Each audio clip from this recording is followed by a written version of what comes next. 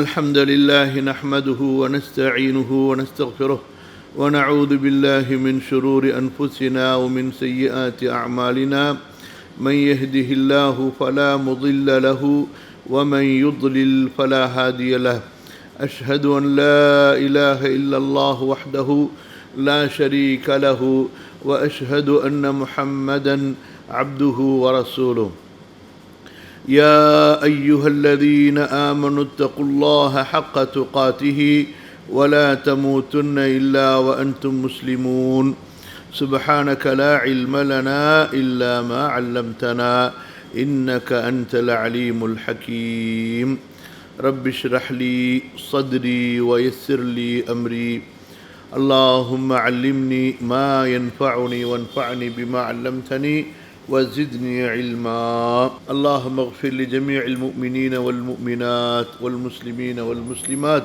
الأحياء منهم والأموات إنك مجيب الدعوات اللهم اغفر لجميع العلماء والملوك والسلاطين المسلمين الذين خدموا دينك ونصروه ونشروه ودعوا إليه والذين جاهدوا في سبيلك بأموالهم وأنفسهم கண்ணியத்திற்குரிய அல்லாஹ்வின் அடியார்களே, மதிப்பிற்குரிய மாணவர்களே, மாணவிகளே, சகோதரர்களே, சகோதரிகளே, அல் குர்ஆனுடைய விரிவுரையை நாம் கற்று வருகின்றோம். சூரத்துல் ஃபஜ்ர் நாம் இப்போது படித்து கொண்டிருக்கின்றோம்.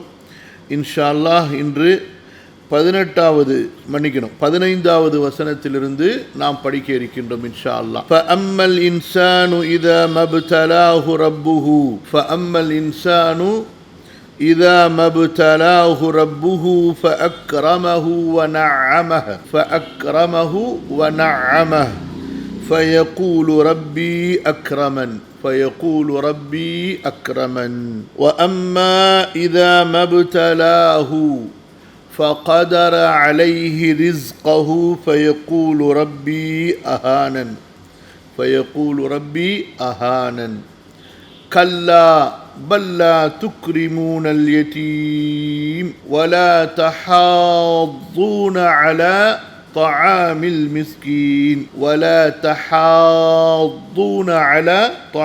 المسكين وتأكلون التراث أكلا لما وتحبون المال حبا جما.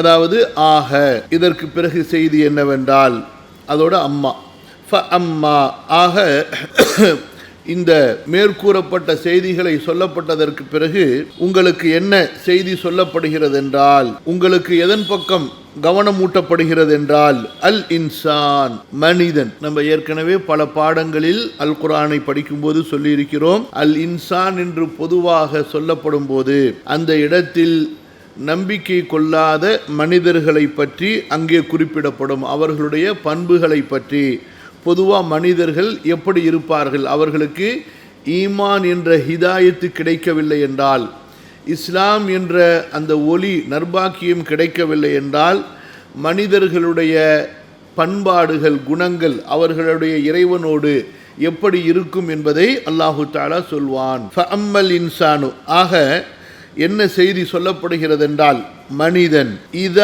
இதாமா இது ரெண்டுமே ஒரே வார்த்தை. இதாமா இரண்டுமே ஒரே அர்த்தத்தில் பயன்படுத்தப்படும். மா இந்த இடத்துல கூடுதல் அர்த்தத்துக்காக வரும். நஃபி மறுப்பதற்காக, இல்லை என்ற அர்த்தத்திற்காக அல்ல. இதாமா இப்தலாஹு, இப்தலா ஒரு வார்த்தை, ஹூ ஒரு வார்த்தை. இதாமா இப்தலா என்றால் சோதித்தான், ஹூ அவனை, இதா வந்து விட்டால் சோதித்தால் அந்த நிபந்தனையினுடைய அர்த்தம் வந்துடும். ரப்புஹு அவனுடைய இறைவன், ஃபஅக்ரமஹு எப்படி சோதிக்கிறான், அந்த சோதனையினுடைய விளக்கம் புரியுதா? ஃபஅக்ரமஹு அக்ரம கண்ணியப்படுத்தினான். யாரு? ரப்பு. ஹு அவனை, அதாவது அந்த மனிதனை. வநஅமஹு இன்னும் அவனுக்கு நிஅமத்துகளை, அருட்கொடைகளை, துன்யாவுடைய செல்வங்களை அவனுக்கு கொடுக்கின்றான். ஃபயகூலு ஆக அந்த மனிதன் அப்போது கூறுகிறான். இங்க பாருங்க, இது எல்லாமே இந்த இதா என்பதனுடைய பதில் தான் ஃபயகூலு என்பது. ஆக மனிதன் அவனுடைய இறைவன் அவனை சோதித்தால், அதாவது அவனை கண்ணியப்படுத்தி அவனுக்கு அருட்கொடைகளை, செல்வங்களை கொடுத்தால், ஃபயகூலு ஆக அவன் கூறுகிறான். யாரு? அந்த மனிதன் என்ன சொல்கிறான்? ரப்பி அக்ரமனி, ரப்பி என் இறைவன் அக்ரமணி என்னை கண்ணியப்படுத்தினான். இங்கே அக்ரமணி யா இருக்கும், புரியுதா? யா இங்கே போக்கப்பட்டிருக்கு. பெரும்பாலும் அல் குர்ஆன்ல முத்தக்கல்லிமுடைய யா போக்கப்பட்டிருக்கும். நீங்கள் நபிமார்களுடைய துவாக்களில் பாருங்கள், ரப்பிஃபிர்லி இந்த மாதிரி நிறைய துவாக்கள் வரும். அந்த இடத்துல ரப்பி அது மட்டும்தான் இருக்கும். ஆனால் அதில் அங்கே முத்தக்கல்லிமுடைய யா ரப்பி என்பது தான் சுருக்கமாக ரப்பி என்று சொல்லப்பட்டிருக்கு. புரியுது? நல்லா கவனிக்கணும். நீங்கள் குர்ஆனில் தேடுங்க, எங்கெல்லாம் ரப்பி என்று முடிவுற்று இருக்கும் அங்கே யா இருக்காது, ஆனால் கஸ்ரால இருக்கும். புரியுதா? அந்த யா முத்தக்கல்லிமுடைய யா, தன்னிலையை குறிக்கக்கூடிய யா போக்கப்பட்டிருக்கும். ரப்பி என்பதை சுருக்கமாக ரப்பி என்று சொல்லப்பட்டிருக்கும். சரியா? இப்போ நம்ம படித்த அம்ம ஜுஸுல எங்கேயாவது வருதா? ஃபயக்கூலு ரப்பி அக்ரமன், ரப்பி என் இறைவன். இந்த இடத்துல யா சொல்லப்பட்டிருக்கு. ரப்பி அக்ரமணி என்னை கண்ணியப்படுத்தினான். அக்ரமணி என்று யா இருக்கும், அந்த யா போக்கப்பட்டிருக்கிறது. நூன் விக்காயான்னு சொல்லுவாங்க. இந்த நூனுக்கு பேர் விக்காயா. அக்ரம அதாவது அர்த்தம் இருக்காது இந்த நூனுக்கு, பின்னாடி யா இருக்குது பாருங்கள். அந்த யா சேரும் பொழுது அக்ரமல உள்ள ஃபத்ஹா உடையாமல் இருப்பதற்காக வேண்டி இந்த நூன் சேர்க்கப்படும். இதுக்கு பேர் நூனுல் விக்காயா என்று பெயர் சொல்லப்படும். கவனிங்க. ஃபஅம்மல் இன்சானு ஆக மனிதன் இதா மப்தலாஹு ரப்புஹு அவனுடைய இறைவன் அவனை சோதித்தால். எப்படி சோதிப்பான்? முதலாவது சோதனை ஃபஅக்ரமஹு ஆக அவனை கண்ணியப்படுத்தி வனஅமஹு இன்னும் அவனுக்கு அருட்கொடைகள் புரிந்தால் ஃபயக்கூலு ஆக அந்த மனிதன் கூறுவான் அல்லது கூறுகிறான், ரப்பி அக்ரமணி என் இறைவன் என்னை கண்ணியப்படுத்தினான். வ அம்மா அடுத்த செய்தி என்னவென்றால் இதா மப்தலாஹு அவனை சோதித்தால். இந்த இடத்துல சோதிப்பவன் யாரு? அல்லாஹ். சோதிக்கப்படுபவன் யாரு? மனிதன். அவனை சோதித்தால், அதாவது மனிதனுடைய இறைவன் மனிதனை சோதித்தால் எப்படி சோதிக்கிறான்? ஃபகதர சுருக்கி விடுகிறான். விசாலமாக இருந்த அருட்கொடைகளை கதர சுருக்கி விடுகிறான். அலைஹி அவன் மீது, யாரு? மனிதன். ரிஸ்கஹு அவனுடைய வாழ்வாதாரத்தை, மனிதனுடைய வாழ்வாதாரத்தை சம்பாத்தியத்தை அவன் மீது சுருக்கிவிட்டால் ஃபயக்கூலு ஆக அந்த மனிதன் கூறுகிறான், அஹானன். இங்கே பாருங்க, அஹானனின்னு இருக்கும். அஹானன் என் இறைவன் என்னை அவமானப்படுத்தி விட்டான், இழிவுபடுத்தி விட்டான். அஹான இழிவுபடுத்தி விட்டான், நீ என்னை. அங்கே யா போக்கப்பட்டிருக்கிறது. சரியா? இப்போ கவனிங்க, இதனுடைய விளக்கத்தை இன்ஷா அல்லாஹ் நம்ம இப்போ பார்ப்போம். அல்லாஹும்ம யஸ்ஸிர் ஹைர். இந்த சூராவுடைய ஆரம்பத்தில் அல்லாஹ் சுப்ஹானஹு வ தஆலா பல பொருட்கள் மீது பல காரியங்களின் மீது சத்தியம் செய்ததை நாம் பார்த்தோம். சத்தியம் செய்துவிட்டு அல்லாஹ் சுப்ஹானஹு வ தஆலா முந்திய சமுதாயங்களில் அழிக்கப்பட்ட சில சமுதாயங்களை கூறுகிறான். ஆது கூட்டத்தை அல்லாஹ் கூறினான், சமூதை அல்லாஹு தஆலா கூறினான், அதுபோன்று ஃபிரௌனை அல்லாஹு தஆலா கூறினான். நீங்கள் உங்களுடைய நோட்டில் ஒரு குறிப்பு எழுதுங்க. இந்த ஆது சமுதாய மக்களிடத்தில் இருந்த தீமைகள், அதாவது குற்றங்கள் என்ன, இவர்களுடைய நபிமார்கள் இவர்களுக்கு என்னென்ன உபதேசம் செய்தார்கள், அதே போல் சமூது மக்கள் அவர்கள் எத்தகைய அநியாயங்கள் அக்கிரமங்கள் செய்தார்கள், அவங்களுக்கு அனுப்பப்பட்ட நபி சாலிஹ் அலைஹிஸ்ஸலாம் என்ன உபதேசங்கள் செய்தார்கள், அடுத்து ஃபிரௌனை பற்றி வந்திருக்கக்கூடிய அந்த வசனங்களை எல்லாம் நல்லா படித்துவிட்டு குறிப்பாக ஃபிரௌனிடத்தில் காணப்பட்ட கெட்ட செயல்கள் என்னென்ன என்று ஒரு பட்டியல் 1 2 3ன்னு சொல்லி போடுங்க. அப்போ தான் உங்களுக்கு புரியும். சரியா? ஹைர். அப்போ இத்தகைய தீமைகள் எல்லாம் அந்த மக்களிடத்தில், அதாவது ஆது மக்களிடத்திலே அதுபோன்று சமூது மக்களிடத்திலே ஃபிரௌனிடத்திலே இருந்ததை போன்று இவை அனைத்தும் அல்லது இவற்றில் பெரும்பாலானவை குறைஷிகளிடத்திலே அரபியர்களிடத்திலே பரவலாக காணப்பட்டது.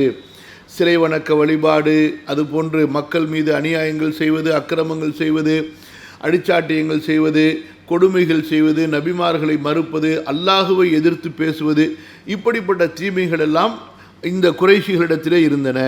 அல்லாஹ் சுப்ஹானஹு வ தஆலா உங்களுக்கு முன்னால் அனுப்பப்பட்ட இந்த பெரிய பெரிய சமுதாயங்களை அல்லாஹ் அழித்திருக்கும் போது உங்களை அழிப்பது அல்லாஹ்விற்கு ஒரு பெரிய காரியம் அல்ல. அதுபோன்று அந்த நபிமார்களுக்கு உதவி செய்யப்பட்டது போன்று நபி முஹம்மது ஸல்லல்லாஹு அலைஹி வஸல்லம் உங்களுக்கு உதவி செய்யப்படும் என்ற செய்தி அல்லாஹ் சுப்ஹானஹு வ தஆலா சொன்னதற்கு பிறகு அல்லாஹுவை நம்பிக்கை கொள்ளாத காஃபிர்கள், முஷ்ரிக்குகள், சிலை வணங்கிகள், அவர்கள் என்னதான் கடவுள் பக்தி என்பதாக, அதாவது கடவுள்களை வணங்கினாலும் சரி, அவங்க யாரை வணங்குறாங்க? சிலைகளை வணங்கி கொண்டு இறைவனை வணங்குவதாக நினைத்து கொண்டிருக்கிறார்கள் அல்லவா? அவர்கள் சிலைகளை வணங்குவது உண்மையிலேயே அது ஒரு இறை வணக்கமாக, கடவுள் வழிபாடாக ஆகாது. யார் இஸ்லாமிய மார்க்கத்தை ஏற்றுக்கொண்டு, நல்லா புரிந்து கொள்ளுங்க, அதாவது வாசகத்தினுடைய தொடர புரியணும். இந்த முஷ்ரிக்குகள் என்ன செய்தார்கள்? நாங்களும் கடவுளை தான் வணங்குறோம். இன்றைய இந்தியாவுடைய முஷ்ரிக்குகளைப் போல நாங்களும் கடவுளை வணங்குறோமே, இறைவனை வணங்குறோமே, எங்களுக்கும் ஒரே கடவுள் தான். அப்போ இவ்வளவு லட்சக்கணக்கான சிலைகள் இருக்கின்றனவே, இவற்றையெல்லாம் எங்களுடைய ஒரு மன திருப்திக்கு வச்சிருக்கிறோம், ஆனால் எல்லாமே ஒரே கடவுளை தான் குறிக்கிறது என்பதாக அந்த சிலை வணங்கிகள் சொல்வதை நம்ம பார்க்குறோம். அவங்களிடத்துல தாவா செய்யும்போது, தௌஹீதை பேசும்போது, கடவுள் ஒருத்தன் தான், இறைவன் ஒருத்தன் தான், இதெல்லாம் அந்த கடவுளுக்கான அவதாரங்கள், வெளிப்பாடுகள் என்பதாக அவர்கள் சொல்லிக் கொள்கிறார்கள். ஆனால் அல்லாஹ் சுப்ஹானஹு வ தஆலா இத்தகைய சிலை வணங்கிகள் முஷ்ரிக்குகளுக்கு இந்த வசனத்திலே பதில் சொல்கிறான். நீங்கள் உண்மையிலேயே ஏக இறைவன் படைத்தவன் ஒருவனை மட்டுமே வணங்கக்கூடியவர்களாக இருந்திருந்தால் உங்களுடைய நம்பிக்கை எப்படி இருந்திருக்கும்? சரியா? நீங்கள் உண்மையான ஏக இறைவன் ஒருவனை வணங்கவில்லை. இந்த சிலைகளை, இந்த விக்கிரகங்களை வணங்குவதன் மூலமாக நீங்கள் ஏக இறைவன் ஒருவனை வணங்கியவர்களாக ஆக மாட்டீர்கள். முவஹித், ஒரே இறைவனை வணங்கியவர்களாக ஒருபோதும் ஆக மாட்டீர்கள். அப்படி நீங்கள் ஒரே இறைவனை வணங்கக்கூடியவர்களாக இருந்திருந்தால் இறைவன் உங்களை எப்படி சோதித்தாலும் எனக்கு என் இறைவன் போதுமானவன் என்ற அந்த இறைவனை நீங்கள் கைவிட்டிருக்க மாட்டீர்கள். அதாவது அவனை பற்றி பிடித்து கொண்டு அவன் மீது நிம்மதி அடைந்து திருப்தி அடைந்து அவனையே நீங்கள் வணங்கி கொண்டிருப்பீர்கள். கொடுத்தால் மகிழ்ச்சி அடைவது, கொடுத்தால் கடவுளை புகழ்வது, கொடுக்கவில்லை என்றால் இறைவனை, கடவுளை திட்டுவது, அவனை புறக்கணிப்பது, ஏசுவது என்ற நிலைப்பாடு உங்களிடத்திலே இருக்காது. புரியுதா? இது அல்லாஹ் சுப்ஹானஹு வ தஆலா அவர்கள் சொல்லக்கூடிய வாதத்திற்கு மறுப்பாக, ஆதாரமாக இந்த இடத்திலே சொல்கிறான்.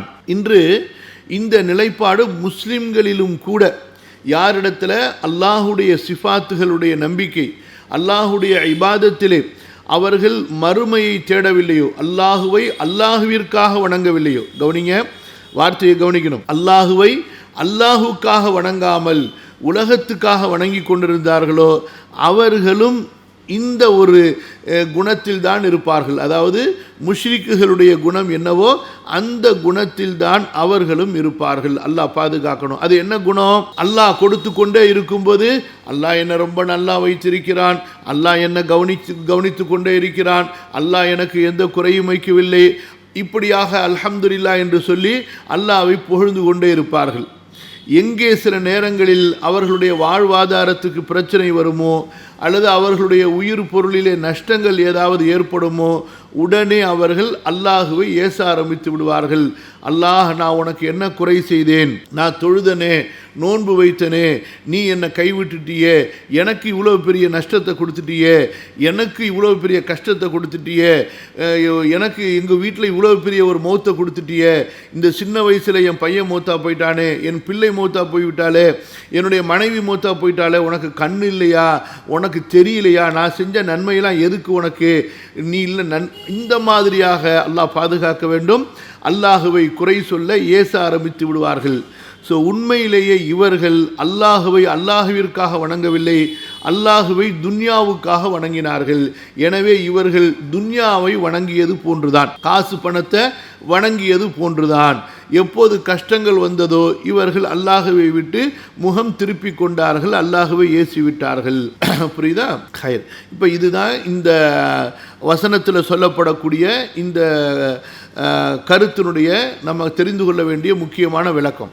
இப்போ இன்ஷா அல்லாஹ் நம்ம தஃப்சீருக்குள்ளார போவோம். ஃபஅம்மல் இன்சானு இதா மப்தலாஹு ரப்புஹு, ஃபஅம்மல் இன்சானு இதா மப்தலாஹு ரப்புஹு. இமாம் தபரி என்ன சொல்கின்றார்கள்? ஃபஅம்மல் இன்சான் இதா மம்தஹனஹு. இப்தலா என்பதும் இம்தஹன எம்தஹினு. நீங்கள் அரபி பாடங்கள் படித்தா இம்திஹான்னு சொல்லுவாங்க பரீட்சைக்கு, புரியுதா? அந்த இப்தலா இம்தஹனங்கிறது ஒரே வார்த்தை தான். ஃபஅம்மல் இன்சானு இதா மப்தலாஹு ரப்புஹு. இமாம் தபரி சொல்கின்றார்கள், ஐ இதம் தஹனஹு, அவனுடைய இறைவன் அவனை பரீட்சை செய்தால். ரப்புஹு, அவனுடைய இறைவன் எப்படி பரீட்சை செய்கிறான்? பின் நிஅமி, நிஅமத்துகளை கொடுத்து. அந்த மனிதனுக்கு என்னென்னலாம் விருப்பமோ, காசு விருப்பம்னா காசு, பிள்ளைகள் விருப்பம் என்றால் பிள்ளைகள், அதே போல் வியாபாரங்கள் அதிகமான அதை விருத்தி அடைந்த விசாலமான வியாபாரங்கள், தொழில்துறைகள், லாபங்கள், வல்கினா செல்வம். புரியுதா? இந்த செல்வம் பொதுவாக எல்லா காலத்திலும் மக்களுக்கு மிக விருப்பமான ஒன்று. காசு, பணம், வசதியான வாழ்க்கை என்பது எல்லாருக்கும் எல்லா காலத்திலையும் விருப்பமான ஒன்று. வறுமை, நெருக்கடி என்பது எல்லா காலத்திலும் எல்லோருக்கும் வெறுக்கப்பட்ட ஒன்று. நபிமார்களை தவிர பொதுவாக எல்லா மனிதர்களும் செல்வங்களை நேசிக்கக்கூடியவர்கள் தான். புரியுதா? அல்லாஹு தஆலா சொல்கிறான், இந்த மனிதனுக்கு அவனுக்கு விருப்பமான நிஅமத்துகளை கொடுத்து, செல்வங்களை கொடுத்து அவனுடைய இறைவன் அவனுக்கு பரீட்சை வைக்கிறான். அல்லாஹு அக்பர். அப்போ இந்த இடத்திலிருந்து நம்ம என்ன நல்லா ஒரு விஷயத்தை புரிந்து கொள்ள வேண்டும். குறிப்பாக இந்த உலகமே நமக்கு ஒரு பரீட்சை தான். உலகமே நமக்கு ஒரு பரீட்சை தான். குறிப்பாக இந்த உலகத்தில் நமக்கு செல்வங்கள் கொடுக்கப்படும் பொழுது, நல்ல கவனிங்க, உலகத்தில் நமக்கு செல்வங்கள் கொடுக்கப்படும் பொழுது நம்முடைய வாழ்க்கை அடுத்தடுத்து வசதியை நோக்கி செல்கிறது. வசதியான வாழ்க்கை நமக்கு கிடைக்கிறது என்றால் அல்லாஹு தஆலா நமக்கு பரீட்சை வைக்கிறான், நம்மை சோதிக்கிறான். இவன் உண்மையிலேயே அல்லாஹுவை அல்லாஹுக்காக ஈமான் கொண்டு அல்லாஹுவை அல்லாஹுவிற்காக வணங்கி கொண்டிருக்கிறானா? அல்லாஹ் இவனுக்கு குறிக்கோளா? அல்லாஹுடைய பொருத்தம் இவனுக்கு குறிக்கோளா? இல்லை வணக்க வழிபாடுகளை கொண்டு இவன் உலக ஆதாயத்தை தேடுகிறானா? காசு, பணம், வசதி, இந்த மாதிரியான செல்வங்கள் மட்டுமே இவனுக்கு குறிக்கோளாக இருக்கிறதா என்று அல்லாஹ் அவனுக்கு ஒரு பரீட்சை செய்து ஃபஅக்ரமஹு ஐ பில் மாலி வ அஃதல அலைஹி, செல்வம் காசு பணத்தை கொடுத்து அல்லாஹ் அவனுக்கு கண்ணியப்படுத்தினால், அவனை சங்கைப்படுத்தினால், வ அஃதல அலைஹி, அவனுக்கு மேலும் அல்லாஹு தஆலா அந்த செல்வங்களை அதிகப்படியாக கொடுக்கிறான். அவனுடைய தேவையை விட அதிகமாக கொடுக்கிறான். இப்போ தேவை அளவுக்கு இருந்தால் மனிதன் என்ன செய்வான்? அன்றாட வேலைக்கு போவான், வருவான், சாப்பிடுவான், தூங்குவான், உடுத்துவான். அன்றைய சாப்பாட்டுக்கு அவனுக்கு போதுமான அளவு இருக்கும்போது அவன் பெருசாக அநியாயங்கள், அக்கிரமங்கள், அட்டூழியங்கள், பாவங்களை பற்றி சிந்திக்க மாட்டான். இப்போ பிரச்சனை என்ன? எங்கே காசு பணம் தேவையை விட அதிகமாக இருக்கிறதோ, இன்றைய அரபு மக்கள் எடுத்துக்கொள்ளுங்க, அதே போல் இன்றைய செல்வந்தர்கள் எடுத்துக்கொள்ளுங்க, அதே போல் மேலை நாடுகள், ஐரோப்பிய நாடுகள் எடுத்துக்கொள்ளுங்க, அவர்களை பொறுத்த வரைக்கும் அவர்களுக்கு காசு பணம் அளவுக்கு அதிகமாக இருக்குது. அப்போ அளவுக்கு அதிகமாக இருந்தால் என்ன? மனிதன் உடனே குடி, கும்மாளம், கூத்து, ஆடல், பாடல், இசை, விபச்சாரம் இதனை நோக்கி போவான். அப்புறம் விளையாட்டு, வீண் விளையாட்டுகள், ஆடம்பரமான கேளிக்கையான வீண் விளையாட்டுகள், நேரத்தை போக்குறதுக்கு, பொழுதை போக்குறதுக்கு, காசை செலவு பண்ணுறதுக்கு விளையாட்டு. இப்போ இந்த ஃபுட்பால் மேட்ச்சு, கிரிக்கெட் மேட்ச்சு, அதே போல் இன்றைய விளையாட்டுத்துறை இருக்கிறதே, நல்லா புரிஞ்சு கொள்ளுங்க, இன்றைய விளையாட்டுத்துறைகள் மனிதனுடைய உடல் ஆரோக்கியத்துக்காகவோ மனிதனுடைய வீரத்தை வெளிப்படுத்துறதுக்கோ அல்ல. அது முழுக்க அது ஒரு வியாபாரம். மனிதர்களுடைய செல்வங்களை பெருக்குவதற்கும், நல்ல கவனிங்க, மனிதர்களுடைய செல்வங்களை பெருக்குவதற்கும் மனிதர்களுடைய செல்வங்களை வீணாக்குவதற்கும், மனிதர்களுடைய ரெண்டுமே அங்கே இருக்குது. செல்வங்களை பெருக்குவதற்கும் செல்வங்களை வீணாக்குவதற்கும் நாட்டுடைய, நல்ல கவனிங்க, நாட்டு அரசாங்கத்துடைய செல்வங்கள், எந்த செல்வங்கள் ஏழைகளுக்காக, கைகால் கண் இல்லாத ஊனமுற்றவர்களுக்காக இருக்கிறதோ அந்த வரிப்பணங்கள், அவற்றையெல்லாம் ஒரு கூட்டம் தின்னு கொழிப்பதற்காக, வீண் விரயம் செய்வதற்காக உருவாக்கப்பட்டது தான் நாட்டில் இருக்கக்கூடிய இந்த விளையாட்டுத்துறைகள். விளையாட்டு மந்திரி அந்த சபைகள் இருக்குதா இல்லையா, அந்த துறை, மந்திரி துறை, இது எல்லாமே இதுக்காக வேண்டி உருவாக்கப்பட்டவை. மக்களுடைய வீரத்துக்காக வேண்டியோ உடல் ஆரோக்கியத்துக்காக வேண்டியோ எல்லாம் அவற்றுக்கு பின்னால் இருக்கக்கூடியது என்ன? இந்த வீணான வருவாய்களும் வீணான செலவுகளும். யாருக்கு செலவு, யாருக்கு வருவாய்? அதை நடத்தக்கூடியவர்கள் இருக்கிறாங்க பாருங்க, அவங்களுக்கு. யாருக்கு வருவாய்? நடத்தக்கூடியவங்களுக்கு வருவாய். யாருக்கு வீண் விரயம் செலவு? அதை பார்க்க போகிற முட்டாள்கள் இருக்காங்க பாருங்க, கிறுக்கர்கள், பைத்தியக்காரனுவ, அவர்களுக்கு. புரியுதுங்களா? அதனால தான் நம்ம என்ன சொல்லிக்கொண்டே இருக்கிறோம் எப்போதுமே, இந்த விளையாட்டுகளை பார்க்காதீங்க, இதில் நேரத்தை கழிக்காதீங்க. நீங்கள் உங்களுடைய உடல் உழைப்பை நீங்கள் செலவு செஞ்சு நீங்கள் விளையாடுங்க. உங்களுடைய உடல் ஆரோக்கியத்தை பேணுவதற்காக வேண்டி, சுறுசுறுப்பாக வைக்கிறதுக்காக வேண்டி, அது கிரவுண்டுக்கு போய் பார்த்தாலும் சரி, அல்லது ஸ்டேடியத்தில் போய் பார்த்தாலும் சரி, அல்லது உட்காந்து வீட்டில் டிவியில் பார்த்தாலும் சரி, இதெல்லாம் தேவையில்லாத கிறுக்கு வேலைகள், பைத்தியக்காரர்கள் செய்யக்கூடிய வேலைகள், நேரங்களை வீணாக்கக்கூடிய முட்டாள்தனமான செயல்கள். இன்று மக்கள் பாருங்கள், இந்தியாவில் இந்த கிரிக்கெட்டுக்காக வேண்டி தஹஜ்ஜத் நேரத்துலலாம் ராத்திரி ஃபுல்லாக முழிக்கிறவங்கலாம் இருக்கிறாங்க. அதே போல் பெரிய செலவுகள், சூதாடக்கூடியவங்க இருக்கிறாங்க இதை வைத்து. சரியா? எதுக்காக இந்த விஷயத்தை சொல்ல வரோம் என்று சொன்னால், இமாம் தபரி சொல்கிறார்கள் அல்லவா, அக்ரமஹு ஐ அக்ரமஹு பில் மாலி வ அஃதல அலைஹி. மனிதர்களுக்கு அல்லாஹ் சுப்ஹானஹு வ தஆலா சோதிக்க நாடினால் அதிகப்படியான செல்வங்களை, மேல்மிச்சமான செல்வங்களை கொடுக்கின்றான். ஆக எப்போது நமக்கு நம்முடைய தேவையை விட அன்றாட உணவு, உடை, நாம் இருக்க வேண்டிய அவசியமான அளவான அந்த இருப்பிடத்தை தவிர அதிகமாக நமக்கு கொடுக்கப்படுகிறதோ, புரியுதா? அல்லாஹ் அக்பர், உடனே நமக்கு அல்லாஹுடைய பயம், அல்லாஹுடைய அச்சம் அதிகமாகிவிட வேண்டும். புரியுதா? இது பெருமைப்படுறதுக்குண்டான நேரம் அல்ல, இது பெருமைப்படுவதற்கான விஷயம் அல்ல. உடனே தக்வா, பயம் அதிகமாக வேண்டும். வ நஅமஹு ஐ பிமா அவ்ஸஅ அலைஹி மின் ஃபضலிஹி.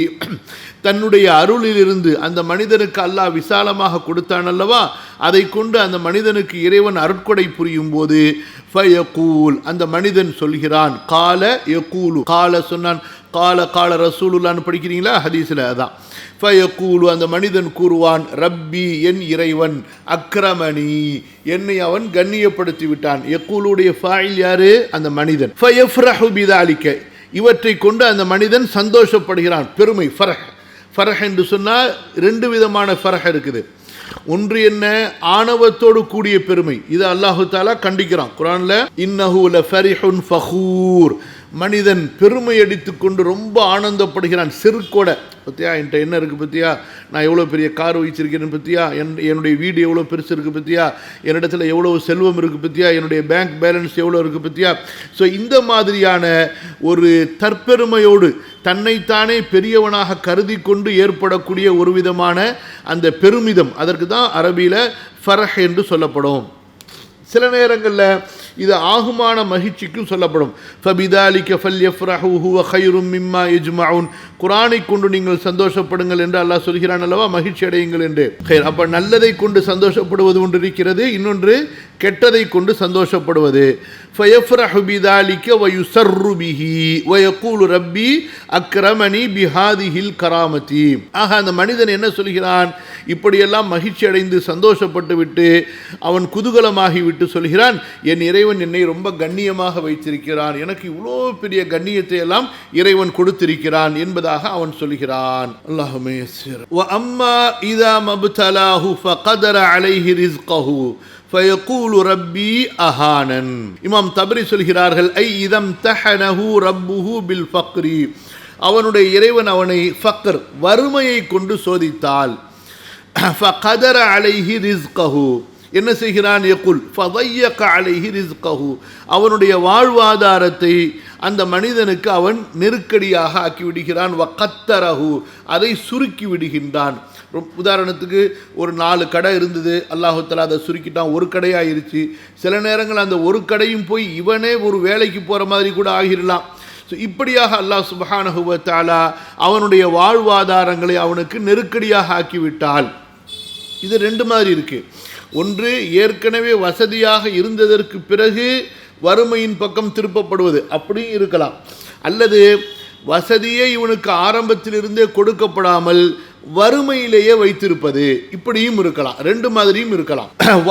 அம்மா இதா மப்தலாஹு ஃபகதர அலைஹி ரிஸ்கஹு யகுல் ஃபதையக அலைஹி ரிஸ்கஹு வகத்தரஹு, அந்த மனிதனுக்கு அவனுடைய இறைவன் அவனுடைய வாழ்வாதாரத்தை நெருக்கடியாக வைத்திருந்தால், வகத்தரஹு, சுருக்கமாக வைத்திருந்தால், அதாவது அதிகமாக லாபங்களை, செல்வங்களை கொடுக்கக்கூடியதாக இல்லாமல் ரொம்ப வறுமையினுடைய அளவுக்கு அவன் இருக்கிறான், வறுமையில் இருக்கிறான். அதாவது அவன் சம்பாதிப்பது அவனுக்கு போதுமாகவில்லை, அவனிடத்தில் அவனுடைய பசியை போக்குவதற்கோ அவனுடைய அவுரத்தை மறைப்பதற்கு தேவையான ஆடை வாங்குவதற்கு இப்படிப்பட்ட ஒரு வறுமையான நிலையில் அவனை அவனுடைய இறைவன் வைத்திருந்தால் ஃபலம் யக்ஸுர் மாலுஹு அல்ல ஃபலம் யுக்ஸிர் மாலஹு வலம் யுவஸ்ஸ அலைஹி, அவனுடைய செல்வத்தை அவனுக்கு அல்லாஹு தஆலா அதிகப்படுத்தியும் கொடுக்கவில்லை, விசாலப்படுத்தியும் கொடுக்கவில்லை.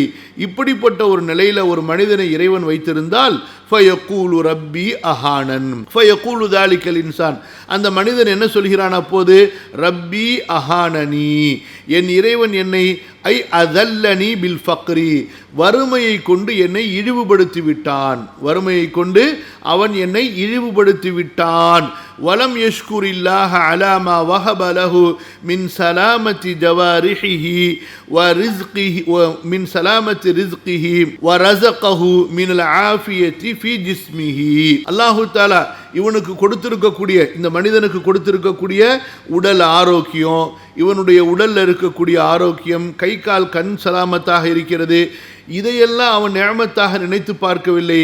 வெறும் காசு பணம் செல்வத்தை மட்டுமே அவன் பெருசாக நினைத்து கொண்டு என்னை வறுமையை கொண்டு என் இறைவன் அவமானப்படுத்தி விட்டான், என்னை அவன் இழிவுபடுத்தி விட்டான், மக்களுக்கு மத்தியில் ஒரு கண்ணியமாக வாழ்வதற்கு தேவையான பொருளாதார வசதி எனக்கு கொடுக்கவில்லையே என்று இறைவனை பற்றி அவன் குறை பேசுகிறான். இந்த இடத்துல இமாம் தபரி ரஹ்மத்துல்லாஹி அலைஹி அவர்கள் சொல்லக்கூடிய ஒரு வார்த்தை ரொம்ப முக்கியமான ஒரு வார்த்தை.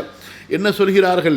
வலம் யஷ்குரில், நல்ல கவனிங்கம்மா, வலம் யஷ்குரில்லாஹ அலா மா வஹப லஹு மின் சலாமத்தி ஜவாரிஹிஹி வ ரஸகஹு மினல் ஆஃபியத்தி ஃபி ஜிஸ்மிஹி, அலா மா ரஸகஹு மினல் ஆஃபியத்தி ஃபி ஜிஸ்மிஹின்னு இருக்கும். அல்லாஹ் சுப்ஹானஹு வ தஆலா மனிதர்களுக்கு ஒரு நிஅமத்தை எடுத்திருந்தால் அதற்கு பதிலாக இன்னொரு நிஅமத்தை கண்டிப்பாக கொடுத்திருப்பான். நல்லா புரிந்து கொள்ளுங்க தயவு செய்து.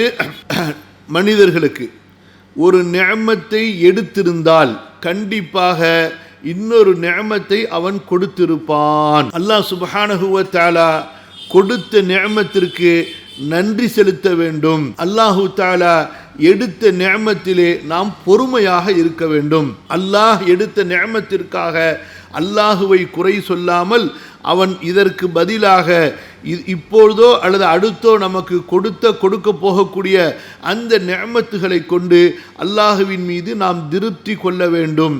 சில பேருக்கு கணவன் இறந்திருப்பாங்க, அல்லாஹ் பிள்ளைகளை கொடுத்திருப்பான். சில பேருக்கு பிள்ளைகள் இறந்திருக்கலாம், ஒரு பிள்ளை இறந்திருக்கலாம், இன்னொரு பிள்ளை இருப்பாங்க.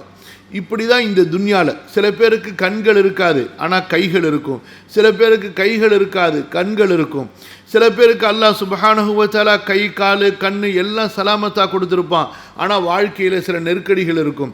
சில பேருக்கு வசதி காசு பணத்துக்கு பஞ்சமே இல்லாமல் இருக்கும் ஆனால் அவர்களுடைய வாழ்க்கையில் ஏதாவது ஒரு சிரமம் இருக்கும், நிம்மதியின்மை இருக்கும், பிரச்சனை இருக்கும், ஏதாவது ஒரு குழப்பம் இருக்கும். கண்டிப்பாக இந்த உலகத்தில் எல்லாமே கிடைக்க பெற்றவர்கள், எல்லா விதமான சந்தோஷமும் எனக்கு ஒன்று கூடி கிடைத்து விட்டது, அல்லது சரி திரும்ப ஒன்று தர்த்தீபாக சொல்கிறேன், எல்லா மகிழ்ச்சிகளும் எனக்கு ஒன்று கூடி கிடைத்து விட்டது என்று யாரும் இந்த உலகத்தில் சொல்ல முடியாது. அப்படி என்றால் அப்போ இந்த உலகம் சொர்க்கம் என்று அர்த்தம். இந்த உலகம் சொர்க்கமா? இந்த உலகம் காஃபிர்களுக்கு சொர்க்கமாக இருக்குமே தவிர மூமின்களுக்கு இது ஒரு சிறைச்சாலை. இந்த துன்யா நம்முடைய, நல்ல கவனிங்க, இந்த துன்யா நானும் திரும்ப திரும்ப சொல்லிக்கிட்டே இருக்கிறேன் நல்லா கவனிங்க நல்லா கவனிங்கன்னு. ஆனால் நீங்கள் எப்படி கவனிக்கிறீங்களோ புரியுதா? படிக்கும் பொழுதே நான் சொல்லி கொடுக்கும் பொழுதே நான் சொல்கிறதெல்லாம் உங்களுக்கு மனப்பாடம் ஆயிடணும். இந்த வகுப்பு 1 மணி நேரம் 1.5 மணி நேரம் முடிந்த உடனே நீங்கள் அதை உங்கள் வீட்டில் உள்ளவங்களுக்கு சொல்கிற அளவுக்கு நீங்கள் இதை கவனிக்கணும். புரியுதா? அல்லாஹும்ம ஸல்லி அலா நபியினா முஹம்மது ரப்பி ஸித்னி இல்மா ரப்பி ஸித்னி இல்மா ரப்பி ஸித்னி இல்மா اللهم وسع علي من نعمتك من العلم والصحة والعافية اللهم إنا نسألك الهدى والتقى والعفاف والغنى اللهم قنعنا بما رزقتنا وبارك لنا فيما رزقتنا யா அல்லாஹ் எங்களுக்கு நீ கொடுத்ததில் எங்களுக்கு மன நிறைவை கொடுப்பாயாக, நீ எங்களுக்கு கொடுத்ததை கொண்டு எங்களை போதுமாக்கி கொள்ள வைப்பாயாக, நீ எங்களுக்கு கொடுத்ததில் எங்களுக்கு பரக்கத் செய்வாயாக. ஆமீன். அல்லாஹ்விடத்தில் அதிகம் கேட்குறதா இருந்தால் எதை கேட்கணும்? ஈமான, இல்ம, அமலை கேட்கணும். புரியுதுங்களா? காசு பணத்தை கேட்கும்போது யா அல்லாஹ் எங்களுக்கு மன நிறைவான ஒரு செல்வத்தை கொடு, கடன் இல்லாத வாழ்க்கையை கொடு, உன்னுடைய கட்டளைகளை மீற வைக்காத அளவுக்கு உண்டான வசதியை கொடு அப்படின்னு தான் அல்லாஹ்விடத்தில் கேட்கணும். ஆக இந்த துன்யாவில் எனக்கு எல்லாமே கிடைத்து விட்டது என்று எந்த மனிதர்களும் சொல்ல முடியாது. கண்டிப்பாக ஏதாவது ஒரு குறைகள் இருக்கும். மனிதன் என்ன சொல்லணும்? அல்ஹம்துலில்லாஹி அலா மா ரஸகனி ரப்பி, என் இறைவன் எனக்கு கொடுத்ததற்கு அல்ஹம்துலில்லாஹ், அல்ஹம்துலில்லாஹி அலா குல்லி ஹால். அல்லாஹ் சுப்ஹானஹு வ தஆலா சிலர் ரொம்ப வறுமையில் இருப்பாங்க, ரொம்ப சிரமத்தில் இருப்பாங்க, அன்றைய உணவுக்கு கூட அவங்களிடத்தில் ஒரு போதுமான வசதி இருக்காது, இந்த அளவுக்கு இருப்பாங்க. ஆனால் அவங்களுக்கு வேறு விதமான ஒரு நியமத்தை அல்லாஹ் கொடுத்துருப்பான். கண், கை, கால் சலாமத்து, அதே போல் அவங்களுக்கு உடல் ஆரோக்கியம், அல்லது அவங்களுடைய குடும்பத்தில் ஒரு நிம்மதி, கணவன் மனைவி பிள்ளைகள், இப்படியாக சில நேரங்கள் அல்லாஹ் சுப்ஹானஹு வ தஆலா ஒருத்தருக்கு வசதியை கொடுத்துருப்பான், ஆனால் ஒரு சில நிம்மதிகளை அல்லாஹு தஆலா எடுத்திருப்பான். இப்படி நீங்கள் உலகத்தில் பார்த்தீர்கள் என்றால் கண்டிப்பாக நீங்கள் எடுத்துக்கொள்ளுங்களேன், ஒருத்தரை ரொம்ப சிரித்தவரா, இதுவரைக்கும் அவரை அழுதே நீங்கள் பார்த்ததில்லை, எப்போதுமே சிரித்தவராகவே பார்த்துருக்கிறீங்க, எப்போதுமே அவங்களுக்கு ஒரு செல்வ செழிப்பிலேயே பார்த்துருக்கிறீங்க, உடல் ஆரோக்கியத்திலே பார்த்துருக்கிறீங்க.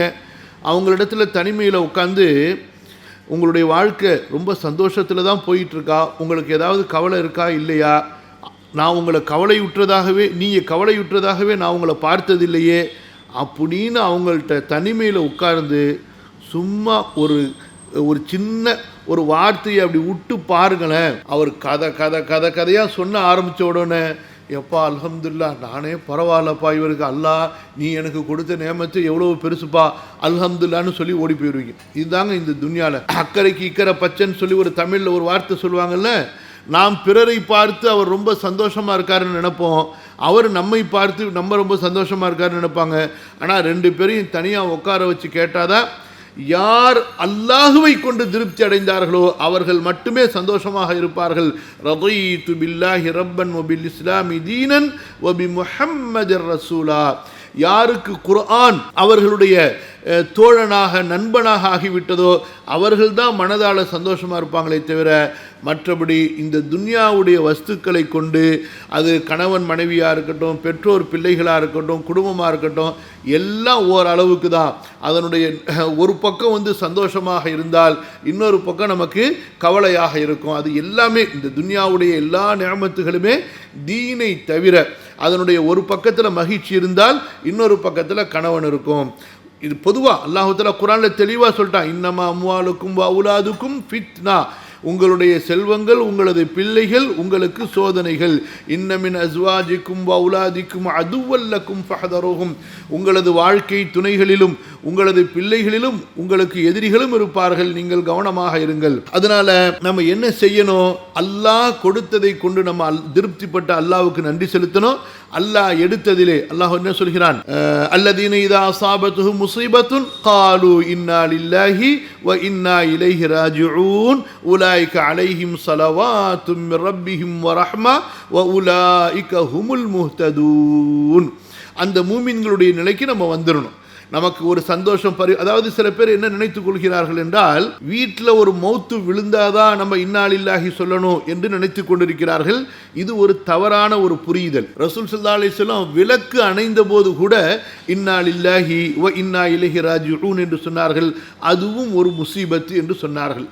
அதனால நீங்க கவலைப்படுறீங்கல்ல, உங்களுக்கு கணவனால் பிரச்சனை, அல்லது மனைவியால் பிரச்சனை, பிள்ளைகள்னால பிரச்சனை, அல்லது உங்களுடைய உறவுகளில் யாராவது ஒருத்தர் மூலமாக உங்களுக்கு பிரச்சனை, அல்லது உங்களுக்கு குடும்பத்தில் யாராவது ஒருத்தர் மூலமாக பிரச்சனை, இப்படி எந்த பிரச்சனையோ, ஏன் ஒரு தலைவலி, ஒரு நோய் நொடி, எந்த ஒரு கஷ்டமாக இருந்தாலும் சரி, நீங்கள் முதலாவதாக இன்னா லில்லாஹி வ இன்னா இலைஹி ராஜிஊன், இன்னா லில்லாஹி வ இன்னா இலைஹி ராஜிஊன் இதை சொல்லுங்கள். அடுத்தது ஹஸ்பி அல்லாஹ் நிஅமல் மௌலா வ நிஅமல் வக்கீல் சொல்லுங்கள். அடுத்து இஸ்திக்ஃபார் செய்யுங்க அதிகமாக. எப்போ உங்களுக்கு அது பிரச்சனை அதிகமாகுதோ அந்த பிரச்சனை அதிகமாகக்கூடிய அளவுக்கு கவலை அதிகமாகக்கூடிய அளவுக்கு, மன நிம்மதி உங்களுக்கு எந்த அளவுக்கு கெடுதோ அந்த அளவுக்கு நீங்க இஸ்திக்ஃபார் அதிகமாக செய்யுங்க. அஸ்தக்ஃபிருல்லாஹல் அஸீம், அஸ்தக்ஃபிருல்லாஹல் அஸீம், அஸ்தக்ஃபிருல்லாஹல் அஸீம். அதே போல நபி யூனுஸ் அலைஹிஸ்ஸலாத்து வஸ்ஸலாமுடைய துஆ, லா இலாஹ இல்லா அன்த சுப்ஹானக இன்னி குன்து மினல் ஸாலிமீன், லா இலாஹ இல்லா அன்த சுப்ஹானக இன்னி குன்து மினல் ஸாலிமீன். அதே போல அதிகமான நேரங்கள் தொழுகையில் கழிக்கிறது, அதிகமான நேரங்கள் குர்ஆனில் கழிக்கிறது, அல்லது ஹதீஸ் நூல்களை படிக்கிறது, அல்லது தனிமையில் வந்து உட்கார்ந்து கொண்டு துஆக்கள் செய்கிறது, இஸ்திக்ஃபார் செய்கிறது. கழிச்சு பாருங்க. சுப்ஹானல்லாஹி ரப்பில் ஆலமீன், அல்லாஹு அக்பர். அல்லாஹு தாலா உங்களுடைய அந்த கல்பு அவ்வளவு பெரிய ஒரு மலையை போன்று வலிமை உள்ளதாகவும் கடலை போன்று விசாலமாகவும் ஆழமானதாகவும் ஆக்கி உங்களுக்கு அப்பேற்பட்ட ஒரு வீரத்தை, தைரியத்தை அல்லாஹு தாலா கொடுப்பான். அது மட்டுமல்ல, அதற்கு பின்னாடி அந்த அணையை உடைத்து கொண்டு வரக்கூடிய வெள்ளத்தை போல அல்லாஹு தாலா அவனுடைய பரக்கத்துகளை, ரஹ்மத்துகளை, அவனுடைய திருப்திகளை உங்கள் மேலே பொழியோ என்று அல்லாஹு தாலா பொழிவான். ஆனால் மனிதன் இருக்கிறானே, அந்த சின்ன அந்த நூல் அளவுக்குண்டான அந்த ஒரு விஷயத்தில் கடைசியில் தவற விட்டு அடுத்து அல்லாஹ் சொல்கிறானல்லவா, என் இறைவன் என்னை கைவிட்டு விட்டானே, எனக்கு என்ன பிரயோஜனம் இருக்குது, நான் குரான் கிளாஸுக்கு போய் என்ன பிரயோஜனம், நான் குரானே கதின்னு சொல்லி குரானை படித்து கொடுத்து என்ன பிரயோஜனம், நீ படித்து கொடுத்த, நீ குரானை ஓதுன, குரானே கதின்னு இருந்த, ஆனால் அந்த குரான் உன் உள்ளத்தில் இறங்கலை, உன் தொண்டைக்கு கீழே இறங்கலை. பற்றியா புலம்ப ஆரம்பிச்சிட்ட, பற்றியா பொணாத்த ஆரம்பிச்சிட்ட, பற்றியா வாயிலிருந்து அல்லாவை திட்டக்கூடிய வார்த்தை வந்துருச்சு, பற்றியா அல்லாவுடைய விதியின் மீது சடைவடைகிற, பற்றியா முடிஞ்சு போச்சு, அவ்வளோதான். அந்த டெஸ்ட் வரும் பொழுது மனிதன் வெற்றி கொள்ளக்கூடியவர்கள் யாரு, தோல்வியுறக்கூடியவர்கள் யார் என்பது வெளிப்பட்டு விடுகிறது. அல்லாஹ்விடத்தில் நம்ம பாதுகாப்பு தேடிக்கிட்டே இருக்கணும். யா அல்லாஹ், அதாவது உன்னுடைய சோதனைகளில் எங்களை வந்து பொறுமையாளர்களாக ஆக்கு. அந்த துவா இருக்கு பாருங்க, எந்த துவா, சூரத்துல் பக்ராவுடைய கடைசி துவா, அதை அதிகமாக ஓதிக்கிட்டே இருக்கணும். ரப்பனா லா துஆஹித்னா இன் நஸீனா அவ் அக்தஅனா ரப்பனா வலா தஹ்மில் அலைனா இஸ்ரன் கமா ஹமல்தஹு அலல் லதீன மின் கப்லினா ரப்பனா வலா துஹம்மில்னா மா லா தாகத லனா பிஹி வஅஃபு அன்னா வக்ஃபிர் லனா வர்ஹம்னா அன்த மௌலானா ஃபன்சுர்னா அலல் கௌமில் காஃபிரீன். இந்த துவாவை அதிகமாக நம்ம ஓதணும். குர்ஆனில் உள்ள துவாக்களை எல்லாம் மனப்பாடம் பண்ணுங்க. குறிப்பாக இந்த துவா இருக்குதே, ரொம்ப ஒரு அழகான துவா. ஹைர், எல்லா சோதனைகள்லையும் ஒரு நன்மை இருக்குங்க, புரியுதா? எல்லா சோதனைகளிலும் கண்டிப்பாக ஒரு நன்மை இருக்கும். இம்மை மறுமையினுடைய ஒரு நன்மை இருக்கும். எந்த ஒரு பிரச்சனையிலையுமே மனம் தளர்ந்து விடாதீர்கள். உங்களுக்கு வரக்கூடிய எல்லா சோதனைகளையும் அதை ஒரு நன்மையாக எடுத்துக்கொள்ளுங்கள். நேற்று நான் ஒரு சின்ன பயான் கேட்டேன். அதாவது காசாவுடைய ஒரு ஆலிம், அந்த போரில் ஜிஹாதில் கலந்து கொள்ளக்கூடிய முஜாஹிதாக இருக்கக்கூடிய ஒரு ஆலிம், அவர் ஜும்மா பயான் ஹுத்பா ஒன்று கொடுக்குறாரு. இவ்வளவு பெரிய இழப்புகளை அந்த காசா மக்கள் சந்திக்கிறார்கள், அந்த முஜாஹிதுகள் சந்திக்கின்றார்கள். ஆயிரக்கணக்கான பொதுமக்கள் கொல்லப்பட்டு விட்டார்கள், நூற்றுக்கணக்கிலே முஜாஹிதுகள் கொல்லப்பட்டு விட்டார்கள். அவர்களுடைய ஒட்டுமொத்த அந்த காசா நகரமுமே இடிக்கப்பட்ட, சுக்குநூறாக ஆக்கப்பட்ட நகரமாக ஆக்கப்பட்டு விட்டது. முற்றிலுமாக அந்த நகரங்கள் வசிக்க தகுதியற்ற, சுகாதார அமைப்பற்ற, அதுபோன்று வாழ்வதற்கு வீடு வசதிகள், சாலை வசதிகள், இவை அனைத்துமே முற்றிலுமாக தரைமட்டமாக்கப்பட்ட நிலையில் அந்த ஆலிம் ஜும்மா ஹுத்துபா கொடுக்குறாரு. அல்லாஹு அக்பர். நான் இன்ஷால்லா உங்களுக்கு குரூப்பில் அதை ஷேர் பண்ணுறேன், அதனுடைய தர்ஜமாவோட. அதனுடைய சுருக்கம் இதுதான். 2 வசனங்கள் அவர் எடுத்து சொல்லி அல்லாஹு தஆலா உடைய அந்த தாத்தின் மீது, அல்லாஹுவின் மீது நாம் எப்படி திருப்தி கொள்ளணும் அதை அவர் சொல்கிறார். வமா இந்தல்லாஹி கைருல் லில் அப்ரார். அல்லாஹு தஆலா எங்களை எல்லாம் மறுமைக்கு அழைத்து கொள்ள விரும்புகிறான் ஷஹீதுகளாக. ஏனென்றால் அல்லாஹ்விடத்தில் இருப்பதுதான் சிறந்தது. அதற்காக எங்களை அல்லாஹ் தேர்ந்தெடுத்து கொண்டான் இந்த சோதனையை கொண்டு. அதே போல அல்லாஹ் சுப்ஹானஹு வ தஆலா எங்களது பாவங்களை மன்னித்து எங்களை ஷஹீதுகளாக, சோதனையில் மூமின்களாக அல்லாஹு தஆலா எங்களை அங்கீகரிக்க விரும்புகிறான். அதனால இந்த கஷ்டங்கள், இந்த பிரச்சனைகள், இவ்வளவு பெரிய ஆபத்துகள் எதுவுமே நம்மை தடம் புரள செய்துவிட வேண்டாம். இது எல்லாம் நமக்கு அல்லாஹ்விடத்திலே நன்மைக்காக இருக்கிறது என்ற ஒரு அழகான ஒரு பயான். புரியுதா? நான் எதுக்கு சொல்ல வர, அந்த விஷயத்தை எப்படி எடுத்துக்கொள்றாங்க பாருங்க, எவ்வளவு பெரிய விஷயம். இன்றைக்கு அந்த காசா மக்களுடைய பொறுமையை பார்த்து, சகிப்புத்தன்மையை பார்த்து, இந்த நிலையிலும் ஹஸ்பி அல்லாஹ் என்று அவர்கள் சொல்லக்கூடிய அல்லாஹ்வுடைய இறை நம்பிக்கையை பார்த்து, கடவுளே இல்லை, இறைவனே இல்லை என்று வாழ்ந்து கொண்டிருந்த மேலை நாட்டு நாத்திகர்கள், கிறிஸ்தவ மதத்தில் பிறந்தாலும் கிறிஸ்தவமும் வேண்டாம், எந்த மதமும் எங்களுக்கு வேண்டாம் என்று ஓடிவிட்ட நாத்திகர்கள் இஸ்லாமை நோக்கி வருகிறார்கள். ஏனென்றால் இத்தகைய கடினங்களை தாங்கிக் கொள்ள வேண்டும் என்றால் ஒரு நம்பிக்கை இல்லாமல் அது முடியாது. அந்த நம்பிக்கை ஒரு உண்மையான நம்பிக்கை என்றால் காசா மக்களிடத்தில் இருக்கக்கூடிய நம்பிக்கையாகத்தான் இருக்க முடியும்.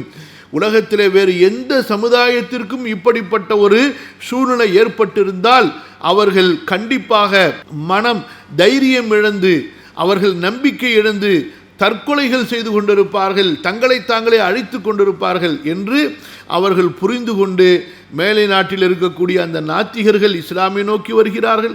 அந்த கிறிஸ்தவர்கள் யாரு? மேலை நாட்டில் இருக்கக்கூடிய அந்த கிறிஸ்தவர்கள் மூமின்களிடத்தில், இந்த காசா முஸ்லிம்கள் மூமின்களிடத்தில் இருக்கக்கூடிய ஈமான் நம்பிக்கை தான் உண்மையான இறை நம்பிக்கை. நாங்கள் கிறிஸ்துவத்தில் இருக்கக்கூடிய இந்த நம்பிக்கை போலியானது, பொய்யானது. இப்படிப்பட்ட சோதனை எங்களுக்கு ஏற்பட்டிருந்தால் நாங்கள் அந்த இயேசுவை, ஜீசஸை நிராகரித்திருப்போம் என்பதாக கூறி அவர்கள் இஸ்லாமை நோக்கி வருகிறார்கள். சுப்ஹானல்லாஹ். அல்லாஹு தஆலா இந்த காசாவுடைய போரில் இவ்வளவு பெரிய ஒரு இந்த பிரச்சனையில் என்ன நன்மை வைத்திருக்கிறான் என்று யாராவது கேட்டால், இதைவிட பெரிய நிஅமத்து என்ன தேவை இருக்கிறது? உலகமெல்லாம் இன்று இஸ்லாம் உண்மையானது, ஈமான் உண்மையானது, முஸ்லிம்கள் உண்மையாளர்கள், முஸ்லிம்கள் நீதமானவர்கள் என்பதை புரிந்து கொண்டார்களே, இதைவிட பெரிய ஒரு நன்மை என்ன எதை நாம் எதிர்பார்க்க முடியும்? அதனால் அல்லாஹ்வுடைய சோதனை எது வந்தாலும் சரி, அது உங்களுக்கு மனைவி மூலமாக வந்தாலும் சரி, கணவன் மூலமாக வந்தாலும் சரி, பிள்ளைகள் மூலமாக வந்தாலும் சரி, நிம்மதியான வாழ்க்கையிலே உங்களுக்கு நிம்மதியற்ற தன்மையின் மூலமாக ஏற்பட்டாலும் சரி, வசதியான செழிப்பான வாழ்க்கையிலே வறுமையின் மூலமாக ஏற்பட்டாலும் சரி, உடல் ஆரோக்கியத்திற்கு பிறகு நோயின் மூலமாக ஏற்பட்டாலும் சரி, எப்படிப்பட்ட ஒரு சோதனை வந்தாலும் சரி, அல்லாஹு தஆலா இதன் மூலமாக என்னை சோதிக்கிறான். நான் பொறுமையாக நன்றி உள்ளவனாக இருப்பேன். அல்லாஹ் எடுத்தது அவனுக்கு சொந்தமானதை எடுத்துக்கொண்டான். அல்லாஹு தஆலா எதை எனக்கு கொடுத்தானோ அவனுடைய அருளால், கருணையால் எனக்கு கொடுத்திருக்கிறான் என்று அல்லாஹ்வுக்கு நன்றி உள்ளவர்களாக, அல்லாஹ்வை புகழக்கூடியவர்களாக நாம் ஆகிவிடுவோமே. ஆனால் அந்த 3 விஷயங்கள் சொன்ன பாருங்க, புரியுதா? அல்லாஹ்விடத்தில் அதிகமாக இஸ்திக்ஃபார் செய்கிறது, ஹஸ்பி அல்லாஹ் நிஅமல் மௌலா வ நிஅமல் வக்கீல் ஓதுறது, அதே போல் இன்னா லில்லாஹி வ இன்னா இலைஹி ராஜிஊன் ஓதுறது. அதுக்கு பிறகு எவ்வளவு முடியுமோ இபாதத்துகளிலே, திக்ர்களிலே, துஆக்களிலே நாம் இருப்பது. கண்டிப்பாக அல்லாஹ் சுப்ஹானஹு வ தஆலா நமக்கு மன ஆறுதலை கொடுப்பான், இஸ்திக்ஃபாரை கொடுப்பான். சில பேர் இந்த நேரத்தில் கேள்வி கேட்கலாம், எங்களுக்கு முடியலையே, அந்த மாதிரி நேரத்தில் வாயில் ஏதாவது சொல்லிடுறோமே, மனசில் தாங்க முடியலையே, ஏதாவது கஷ்டம் வந்தால் உளறிடுறோமே, ஏதாவது பேசிடுறோமே, நாங்கள் சோர்ந்து போயிடுறோமேன்னு சொல்லி. அன்பிற்குரிய சகோதரர்களே, சகோதரிகளே, அப்போ புரிந்து கொள்ளுங்க, நீங்கள் இபாதத்தில் என்ன ஈமானை படிக்கணுமோ அந்த ஈமானை இன்னும் படிக்கலை. அந்த ஈமானுக்காக அல்லாஹ்விடத்தில் துஆ கேளுங்க. உறுதியான யக்கீனான ஈமானுக்காக அல்லாஹ்விடத்தில் துஆ கேளுங்க. அல்லாஹு தஆலா யா முகல்லிபல் குலூப் சப்பித் கல்பி என்ற துஆவை அல்லாஹ்விடத்தில் அதிகமாக கேளுங்க. அந்த தடம் புரளக்கூடிய நேரத்தில் ஏதாவது உங்களை அறியாமல் வார்த்தைகள் வெளிப்பட்டு விட்டால் அதற்காக இஸ்திக்ஃபார் கேளுங்க. உங்களுடைய உள்ளங்களின் மீது, உங்களுடைய நாவின் மீது, உங்களுடைய சிந்தனைகளின் மீது நீங்கள் ஆதிக்கம் செலுத்துங்கள். உங்களுடைய சிந்தனைகளோ, உங்களுடைய உள்ளங்களோ, உங்களுடைய பேச்சுகளோ உங்கள் மீது ஆதிக்கம் செலுத்தக்கூடிய அளவுக்கு நீங்கள் பலவீனம் அடைந்து விடாதீர்கள். ஏன்? உங்களுடைய சிந்தனையாக இருக்கட்டும், உங்களுடைய கல்பாக இருக்கட்டும், உங்களுடைய நாவாக இருக்கட்டும், உங்களுக்கு அடிமையை தவிர நீங்கள் அவற்றுக்கு அடிமை அல்ல. அவற்றை நீங்கள் கட்டுப்படுத்துங்கள், அவற்றினுடைய கட்டுப்பாட்டுக்கு நீங்கள் சென்று விடாதீர்கள். ஆக இமாம் தபரி ரஹிமஹுல்லா அவர்கள் கூறிய இந்த ஒரு கருத்திலிருந்து நாம் புரிந்து கொள்ள வேண்டிய ஒரு விளக்கத்தை தான் இப்போது நாம் பார்த்தோம். அதாவது அல்லாஹ் சுப்ஹானஹு வ தஆலா ஒரு அடியானுக்கு வறுமையை கொடுத்திருந்தாலும், செல்வங்களிலே, வாழ்வாதாரங்களிலே நெருக்கடியை கொடுத்திருந்தாலும், அல்லாஹு தஆலா அவனுக்கு கொடுத்திருக்கக்கூடிய கை கால் சலாமத்தை அவன் நினைத்து பார்க்க வேண்டும். அவனுக்கு உடலிலே அல்லாஹ் கொடுத்திருக்கக்கூடிய ஆரோக்கியத்தை நினைத்து பார்க்க வேண்டும். சில பேர் இருப்பீங்க, நீங்கள் வீட்டில் உங்களுக்கு கணவன் மூலமாக பிரச்சனை இருக்கும், பிள்ளைகள் மூலமாக பிரச்சனை இருக்கும். அதை நினைத்து கொண்டே மன உளைச்சலிலே இருக்க வேண்டாம். புரியுதா? அதே போல் வேறு ஏதாவது உங்களுடைய குடும்பத்தில் யார் மூலமாவது நீங்கள் மன நெருக்கடியில் இருப்பீங்க. அதெல்லாம் நினைத்து கொண்டே நீங்கள் எப்போதும் டென்ஷனாகவோ, பிபி ஏறியோ, அல்லது வாழ்க்கையில் விருட்சியாவோ இருக்க வேணாம். அல்லாஹ் உங்களுக்கு எனக்கு கை கால் சலாமத்தாக கொடுத்துருக்குறான், கண்ணு சலாமத்தாக இருக்குது, அல்ஹம்துலில்லாஹ் ஈமான அல்லாஹ் கொடுத்துருக்குறான், இஸ்லாமை அல்லாஹ் கொடுத்துருக்குறான், குர்ஆன் ஓத தெரியும், ஹதீஸ் படிக்க தெரியும், அல்லாஹ்வின் பக்கம் கவனம் செலுத்துங்க, அதில் நீங்கள் உங்களுடைய ஈடுபாடை கொடுங்க, அதற்கு அல்லாஹ்வுக்கு நீங்கள் நன்றி செலுத்துங்க. ஸோ நம்முடைய பிரச்சனை இப்போ என்ன அப்படின்னு சொன்னால், எது இல்லையோ அதை நினைத்து நம்ம கவலைப்பட்டு கொண்டு அதை ஒரு பிரச்சனையாக்கிக்கிட்டு இருக்கிறோம். எது அல்ஹம்துலில்லாஹ் அல்லாஹ்வுடைய நிஅமத்தை நம்ம சந்தோஷப்படக்கூடியதாக நமக்கு இருக்குதோ அதை நினைத்து நம்ம சந்தோஷப்படுறதில்லை. அப்போ அந்த மனிதன் என்ன சொல்கிறான், அம்மா இதா மப்தலாஹு ஃபகதர அலைஹி ரிஸ்கஹு ஃபயகூலு ரப்பி அஹானன். அந்த மனிதன் சொல்லிவிடுகிறான், என் இறைவன் என்னை வறுமையை கொண்டு அவமானப்படுத்தி விட்டான், இழிவுபடுத்தி விட்டான் என்று. இந்த வசனத்திற்கு கத்தாதா ரஹிமஹுல்லா அவர்கள் விளக்கம் சொல்லும்போது, மா அஸ்ரஅ குஃப்ரப்னி ஆதம், இந்த ஆதமுடைய மகன் இருக்கிறானே, மனிதன் இருக்கிறானே, எவ்வளவு சீக்கிரமாக நன்றி கெட்டவனாக ஆகிவிடுகிறான். அல்லாஹு அக்பர், எவ்வளவு பெரிய ஒரு வார்த்தையை சொல்கிறாங்க பாருங்க. மா அஸ்ரஅ குஃப்ரப்னி ஆதம், ஆதமுடைய மகன் எவ்வளவு சீக்கிரமாக நன்றி கெட்டவனாக ஆகிவிடுகிறான். அல்லாஹ் பாதுகாக்கணும். இப்னு ஸைத் ரஹ்மத்துல்லாஹி அலைஹி ஃபகதர அலைஹி ரிஸ்கஹு என்பதற்கு விளக்கம் கூறும்போது, கால லையகஹு, லையக லீக், லையக்குன்னு சொல்கிறோம், நெருக்கடியாக ரொம்ப ஷார்ட்டாக ஆக்கிறது, விசாலமாக உள்ளதை ரொம்ப சுருக்கமாக்கி விடுவது. பைத்துன் லையக்குன்னு சொல்லுவாங்க, நெருக்கடியான வீடுன்னு சொல்லி. அப்போ கதர என்றால் லையக, நெருக்கடியாக்குவது. அடுத்ததாக இமாம் தபரி ரஹிமஹுல்லா அவர்கள் இந்த வசனம் எப்படி ஓதப்படுகிறது என்பதை குறித்து விளக்கம் தருகிறார்கள். பெரும்பாலான காரிகள் ஃபகதர ஃபகதர அலைஹி என்று ஷத்து இல்லாமல் ஓதுகிறார்கள். அதாவது கதர என்ற அர்த்தத்தில், கதர லையக்க என்ற அர்த்தத்தில் வாழ்வாதாரத்தை சுருக்கி விடுவது, வாழ்வாதாரத்தை சுருக்கி விடுவது, அளவோடு வைத்து விடுவது. அபூ ஜாஃபர் அல் காரி அவர்கள் இந்த வசனத்தை கத்தர என்று ஓதுகிறார்கள். கதர என்று தாலை இலகுவா ஓதாமல் தாலுக்கு ஷத்து செய்து ஃபகத்தர என்று ஓதுகிறார்கள். சரியா? ஃபகத்தர என்ன அர்த்தம்? அப்போ ஃபகத்தர, அல்லாஹு தஆலா இந்த மனிதனுக்கு அவனுக்கு போதுமான அளவு நிர்ணயித்து அளவோடு கொடுக்கின்றான் என்று அர்த்தம்.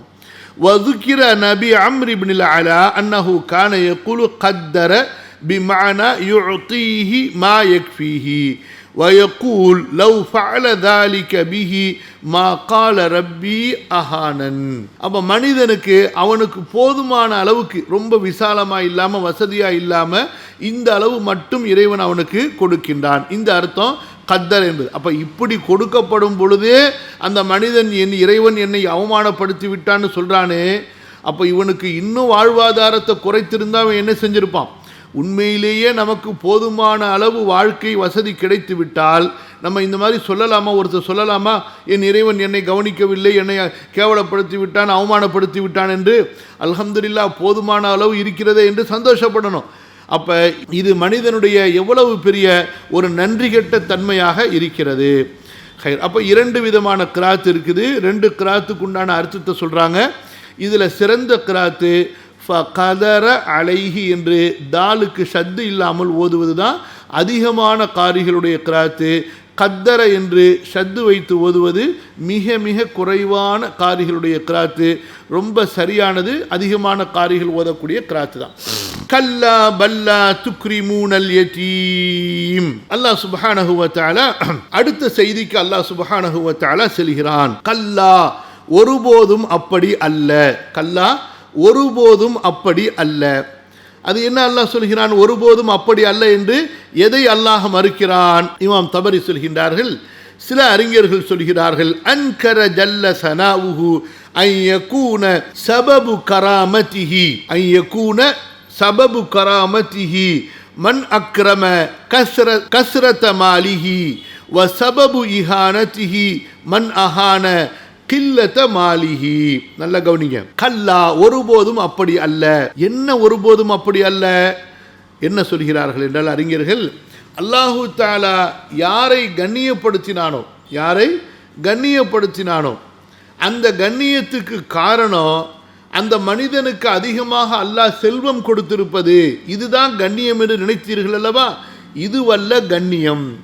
அல்லாஹு தஆலா ஒருவன் தன்னை இழிவுபடுத்தி விட்டதாக நினைக்கிறான் அல்லவா? காசு குறைந்து விட்டால், செல்வம் குறைந்து விட்டால், அதுவல்ல அல்லாஹு தஆலா இழிவுபடுத்துவது. அல்லாஹு தஆலா ஒருவனை கண்ணியப்படுத்துவதோ, அல்லாஹ் ஒரு மனிதனை இழிவுபடுத்துவதோ அவனுடைய வசதி அல்லது வசதியின்மையின் அடிப்படையில் அல்ல. அதாவது வசதி கொடுக்கப்பட்டவர் கண்ணியப்படுத்தப்பட்டவர், வசதி இல்லாதவர் அல்லாஹுவால் இழிவுபடுத்தப்பட்டவர் என்று நீங்கள் நினைத்து கொண்டீர்கள் அல்லவா? அதுவல்ல. அல்லாஹு தஆலா நமக்கு காசு கொடுத்தா அல்லாஹ் என்ன ரொம்ப ரெஸ்பெக்டான லைஃப் வாழ வச்சிருக்கிறான்னு நினைக்கிறீங்கல்ல? அதுவல்ல. ரெஸ்பெக்டான லைஃப் என்பது காசு, பணம், வசதி, பங்களா, வில்லா, அப்பார்ட்மெண்ட்ஸு, தங்க நகை அதுவல்ல. அதே போல் வறுமை இருந்தால் அல்லாஹ் என்னை கேவலப்படுத்திட்டான், அல்லாஹ் என்னை கைவிட்டுட்டான், அல்லாஹ் எனக்கு எதுவுமே செய்யலை, துரோகம் பண்ணிட்டான் அப்படின்னு நினைக்கிறீங்கல்ல, பேசுகிறீங்கல்ல, அதுவல்ல. இழிவு என்பது அல்லாஹு தஆலா கைவிட்டான் என்பது நீங்கள் வறுமையில் இருப்பது அல்ல. கத்தாதா ரஹிமஹுல்லாஹ் சொல்கிறார்கள், அம்மா இதா மப்தலாஹு ஃபகதர. தொடர்ந்து இந்த வசனத்துக்கு விளக்கம் சொல்றாங்க. மா அஸ்ரா மா குஃப்ர இப்னி ஆதம் யகூலுல்லாஹு ஜல்ல சனாவுஹு கல்லா இன்னி லா உக்ரிமு மன் அக்ரம்து பி கஸரத்தி துன்யா வலா உஹீனு மன் அஹன்து பி கில்லத்திஹா வலாக்கின் இன்னமா உக்ரிமு மன் அக்ரம்து பிதாஅதி வ உஹீனு மன் அஹன்து பிமஅசியதி. இமாம் கத்தாதா ரஹிமஹுல்லாஹ் சொல்கிறார்கள், அல்லாஹு தஆலா கூறுவதாக இந்த வசனத்திற்கு விளக்கமாக சொல்றாங்க. நான் யாரை கண்ணியப்படுத்தினேனோ, நான் யாரை கண்ணியப்படுத்த விரும்புகிறேனோ, நான் அவர்களை உலக செல்வங்களை அதிகமாக கொடுத்து கண்ணியப்படுத்துவதில்லை. நான் யாரை இழிவுபடுத்த வேண்டும் என்று விரும்புகிறேனோ உலக செல்வங்களை சுருக்கி கொடுத்து அவர்களை நான் இழிவுபடுத்த மாட்டேன். மாறாக நான் யாரை கண்ணியப்படுத்த விரும்புகிறேனோ அவர்களை நான் என்னுடைய வணக்க வழிபாடுகளை கொண்டு கண்ணியப்படுத்துவேன். அவர்கள் என்னை வணங்குவதற்குரிய தௌஃபீக்கை அவர்களுக்கு கொடுத்து அவர்களை கண்ணியப்படுத்துவேன். நான் யாரை இழிவுபடுத்த வேண்டும் என்று விரும்புகிறேனோ, நாடுகிறேனோ, அவர்களை நான் என்னுடைய பாவத்தில் விட்டுவிட்டு எனக்கு மாறு செய்யக்கூடிய நிலையில் நான் வைப்பதை கொண்டுதான் அவர்களை இழிவுபடுத்துவேன். அல்லாஹு அக்பர். எவ்வளோ பெரிய விஷயம் பாருங்க.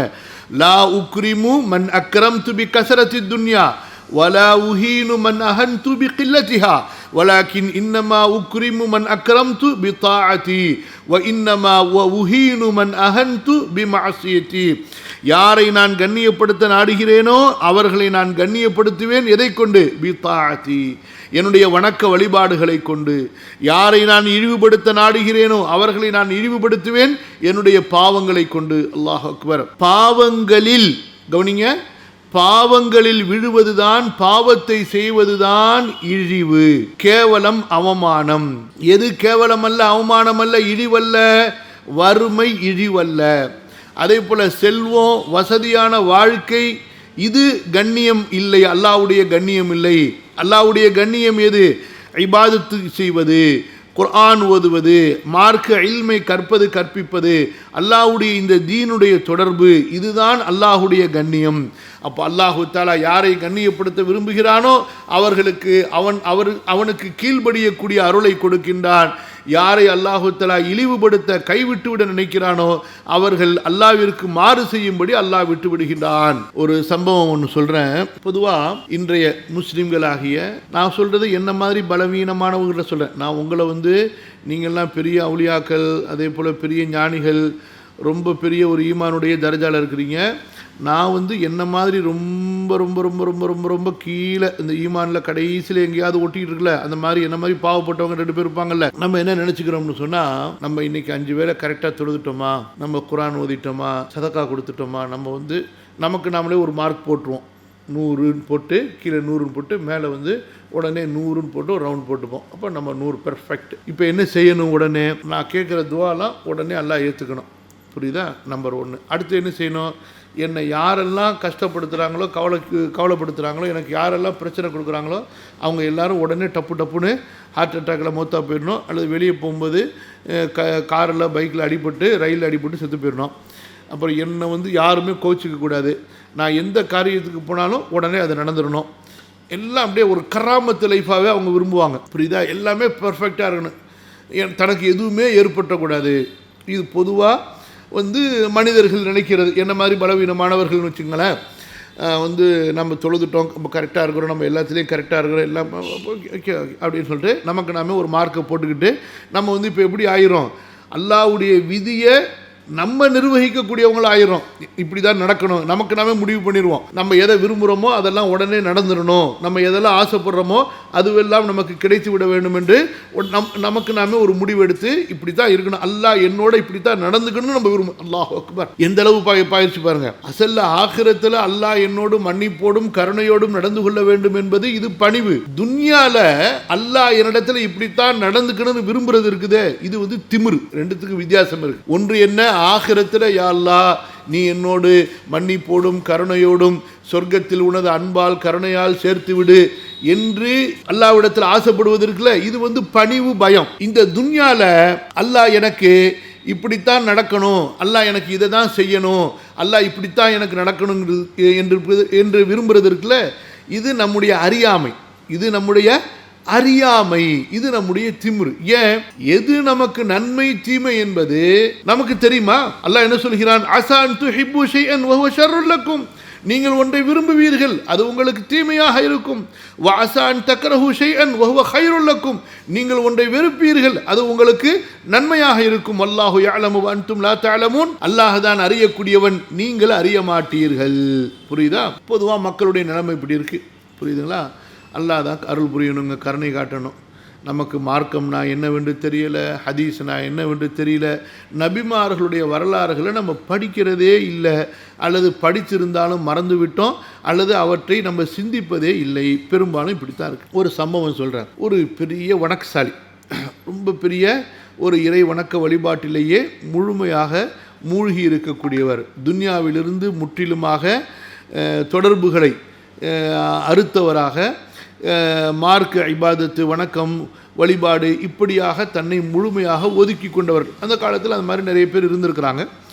ஏதோ ஒரு வகையில் வாழ்வாதாரம் அவங்களுக்கு வரும், கிடைத்ததை கொண்டு சாப்பிடுவாங்க, அவங்க லைஃப் போயிட்டுருக்கும். அவர் ஒரு ஊர்லேருந்து இன்னொரு ஊருக்கு அவர் போகிறார், போய் சேர்ந்துட்டார். ஆனால் எதிர்பாரா விதமாக என்ன ஆகிவிட்டது என்றால், அவர் அந்த ஒரு ஊர்லேருந்து இன்னொரு ஊருக்கு போகும் பொழுது அந்த வழியில் இருந்த அடர்ந்த ஒரு காட்டுப்பகுதி, அந்த மாதிரி ஒரு பகுதியை கடந்து தான் அவர் அடுத்த ஊருக்கு போயிருக்கிறார். அந்த வழியில் ஏதோ ஒரு கொடிய மிருகம், அது வந்து ஒரு ஓனாயோ அல்லது ஒரு பெரிய நரியோ அல்லது வந்து இந்த கழுதை புலிலாம் இருக்கும்ல, அந்த பெரிய சிங்கம் புலி அதுக்கு அடுத்த ரேஞ்சில் இருக்கும்ல, இந்த மாதிரியான ஒரு மிருகம் அவரை அடித்து தாக்குது. அப்போ நிறைய உடம்பெல்லாம் அவருக்கு காயமாகி போயிடுச்சு. இப்போ சிங்கம் புலியாக இருந்தால் தப்பிக்கிறது கஷ்டம்.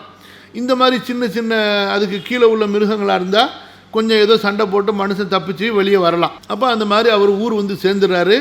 ஆனால் உடம்பெல்லாம் காயம், எங்கே பார்த்தாலும் உடம்புல ஃபுல்லாக காயம் கட்டுப்பட்டுருக்கிறார். இப்போ இவர் வந்து சேர்ந்துட்டார். சேர்ந்தா இப்போ இவ்வளோ பெரிய ஒரு வணக்கசாலி ஆயிடுச்சு. அந்த காலத்தில் மக்கள் வணக்கசாலிகள் என்றால் ஞானிகள், அதே போல் மார்க்க கல்வியாளர்கள் என்றால் அவர்களை சுற்றி கொள்வார்கள், அவங்கள்ட்ட இருந்து அறிவுரை கேட்கறது, உபதேசம் கேட்கறது. இந்த காலத்தில் வந்து தாயத்து தகடுக்கு தான் வருவாங்க. புரியுதுங்களா? இந்த காலத்தில் மார்க்க அறிஞர்கள் கல்வியாளர்கள் அவங்களுக்கெல்லாம் மதிப்பு கிடையாது. இந்த காலத்தில் மதிப்பு யாருக்குன்னு சொன்னால், இந்த விளையாட்டு வீரர்கள்னு சொல்லக்கூடாது, விளையாட்டு வீணர்கள், பொழுதுபோக்குற முட்டாள்கள், கேடிகள், கூத்தாடிகள், இவங்களுக்கு தான் வந்து உலகத்தில் மதிப்பு. இன்றைய உலகத்தில் அவங்க பின்னாடி நூற்றுக்கணக்கான பேர், ஆயிரக்கணக்கான பேருன்னு வந்துடுவாங்க. நீங்கள் ஒரு வகுப்பு வச்சு கூப்பிடுங்களேன், யாரும் வரமாட்டாங்க 10 பேரை தவிர, இல்லா மாஷா அல்லா.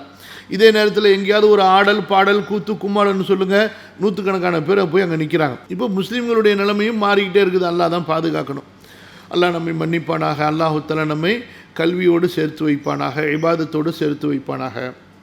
இப்போ அந்த மாணவர்கள் அந்த ஞானியுடைய அந்த உபதேசங்களை கேட்க வந்தவர்கள் அவரை பார்க்குறாங்க. தலையிலிருந்து கால் வரைக்கும் காயமில்லாத இடமில்லை, கட்டு இல்லாத இடமில்லை, எங்கே பார்த்தாலும் 10 போட்டு வச்சுருக்கிறார். எல்லாரும் ஆச்சரியப்பட்டு கேட்குறாங்க, என்ன ஞானி, என்ன மகானவங்களே, நீங்கள் எவ்வளவு பெரிய ஒரு கல்வியாளர், நீங்கள் எவ்வளவு பெரிய ஒரு ஞானி, உங்கள் துவாக்கள் ஏற்றுக்கொள்ளப்பட்டதை நாங்களே எங்கள் லைஃப்பில் பார்த்துருக்குறோம், உங்களுக்கா இப்படி பிரச்சனை, எவ்வளோ பெரிய வணக்கசாலி நீங்கள், உங்களுக்கா இப்படிப்பட்ட ஒரு ஆபத்து, நீங்கள் அந்த நேரத்தில் அல்லாஹ்விடத்தில் அந்த மிருகத்தை அழிக்கும்படி துவா கேட்டுக்கக்கூடாதா, உங்கள் மேலேயே அல்லாஹ் ஒரு மிருகத்தை சாட்டிட்டான், இப்படி உடம்பெல்லாம் காயமாக இருக்குதே அப்படின்னு அந்த மக்கள் கேட்குறாங்க. அந்த அறிஞர் பாருங்க, அவங்க தாங்க அறிஞர், அல்லாஹு தாலாவை புரிந்து கொண்ட அறிஞர். அவங்க சொல்கிறாங்க, அல்லாஹ் அக்பர், அல்ஹம்துலில்லா அல்ஹம்துலில்லா, அல்லாஹு தாலா என்னை காயங்களை கொண்டு சோதித்தான், பாவத்தை கொண்டு சோதிக்கவில்லை, அல்ஹம்துலில்லா, அல்லாஹ் என்னை கைவிடவில்லை அப்படின்னாங்க. எப்படி புரிஞ்சுருந்தாங்க பார்த்தீங்களா? பாவத்தை கொண்டு சோதிக்கப்படுறது தான் அல்லாஹு தஆலா நம்மை கைவிடப் போகிறான் என்பதற்கான அடையாளமே தவிர, நமக்கு உடலிலோ உயிரிலோ இழப்புகள் ஏற்படுவதை கொண்டு அல்லாஹ் நம்மை சோதிப்பது அல்லாஹு தஆலா நம்மை இழிவுபடுத்துவதற்கு இல்லை, மாறாக நம்முடைய தரஜாத்துகளை கண்ணியங்களை உயர்த்துவதற்காக.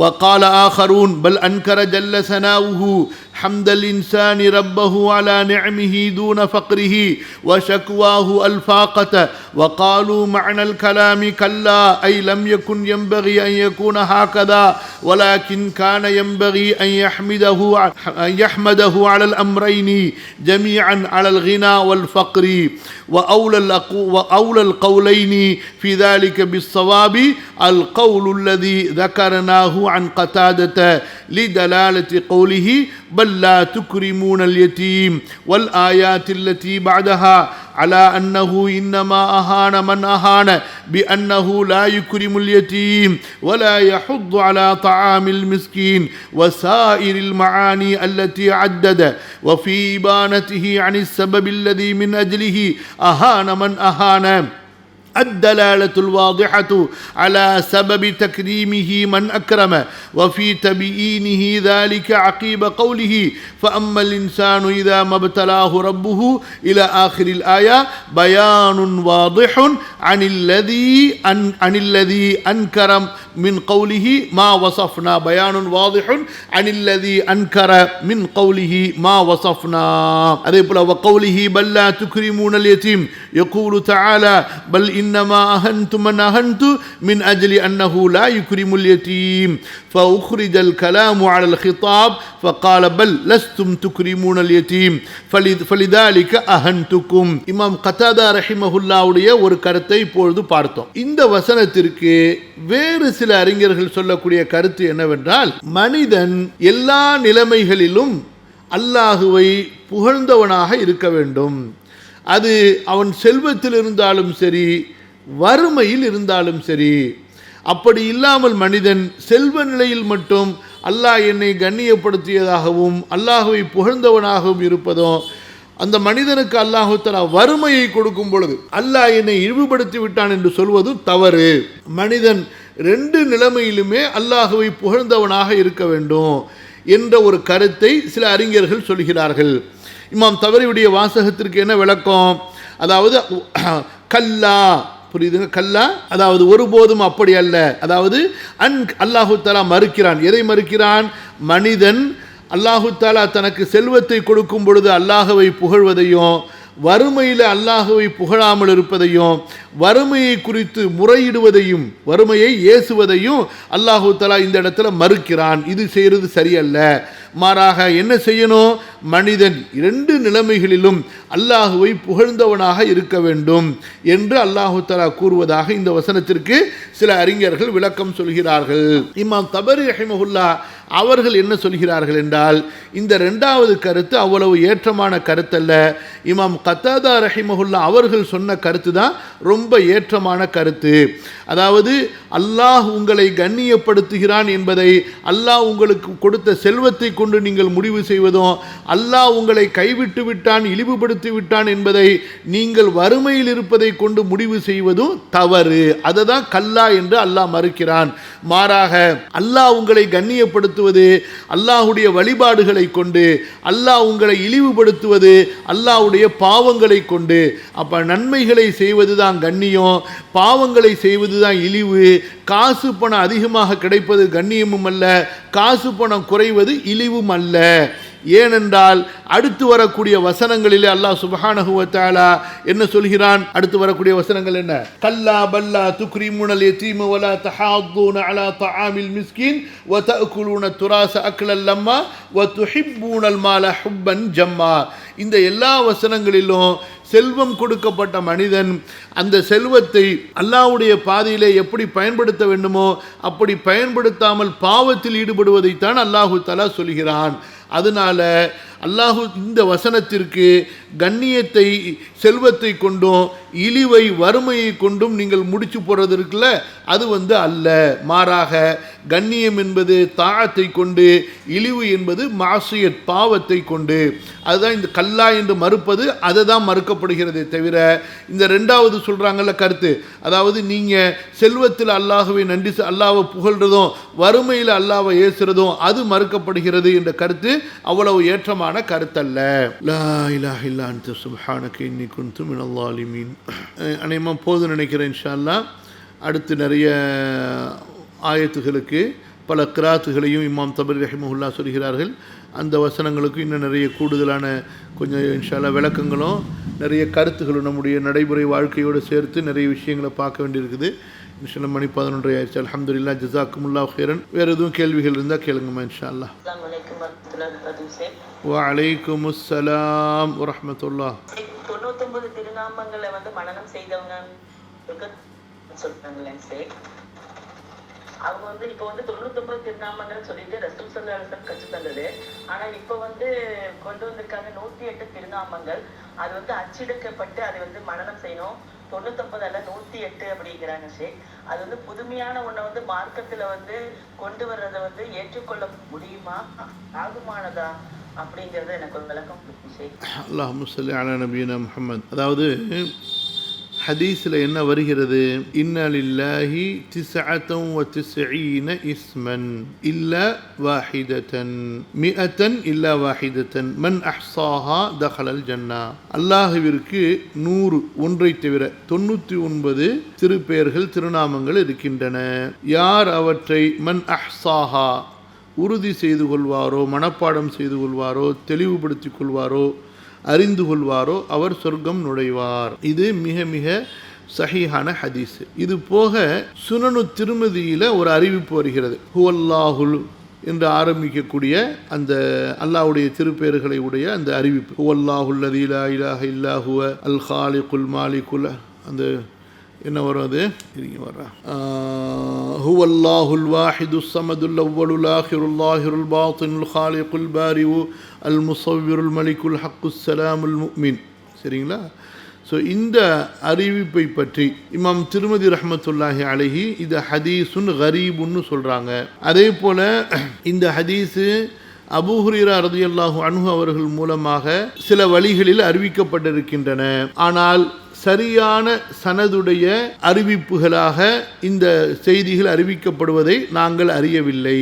அதே போல அபூ ஹுரைரா ரலியல்லாஹு அன்ஹு அவர்கள் மூலமாக வேறு சில அறிவிப்புகளில் வரக்கூடிய இந்த ஹதீஸும் சஹீஹான சனதுடையது அல்ல என்று இமாம் திருமதி ரஹ்மத்துல்லாஹி அலைஹி அவர்கள் சொல்கிறார்கள். பெரும்பாலும் இன்றைய மக்கள் இந்த ஃப்ரேம் போட்டு ஒட்டி இருக்கிறது அல்லது பாட்டா பாடி நஷீதா பாடி ரெக்கார்டிங் பண்ணி அனுப்புகிறாங்கல்ல, இந்த ஹதீஸின் அடிப்படையில், இந்த அறிவிப்பின் அடிப்படையில் இது பலவீனமான ஒரு செய்தியின் அடிப்படையில் அவர்கள் செய்யக்கூடிய ஒரு செயல். நிறைய பலவீனமான ஹதீஸுகள் மக்களுக்கு மத்தியில் பிரபலமாக ஆகிவிட்டதல்லவா, அந்த செய்திகளில் ஒன்று தான் இந்த செய்தி. அடுத்தது, இப்போ நீங்கள் சொன்னீங்கல்ல ஒரு 108 பேரும் ஒருத்தங்க எழுதியிருக்கிறாங்கன்னு சொல்லி, 108 பேர்கள் மட்டுமல்ல, அல்லாஹு தாலாவுடைய பேர்கள் இருக்கின்றனவே கணக்கில்லாமல் இருக்கின்றன. அதை நம்ம கணக்கு போட முடியாது இவ்வளவுதான் சொல்லிட்டு.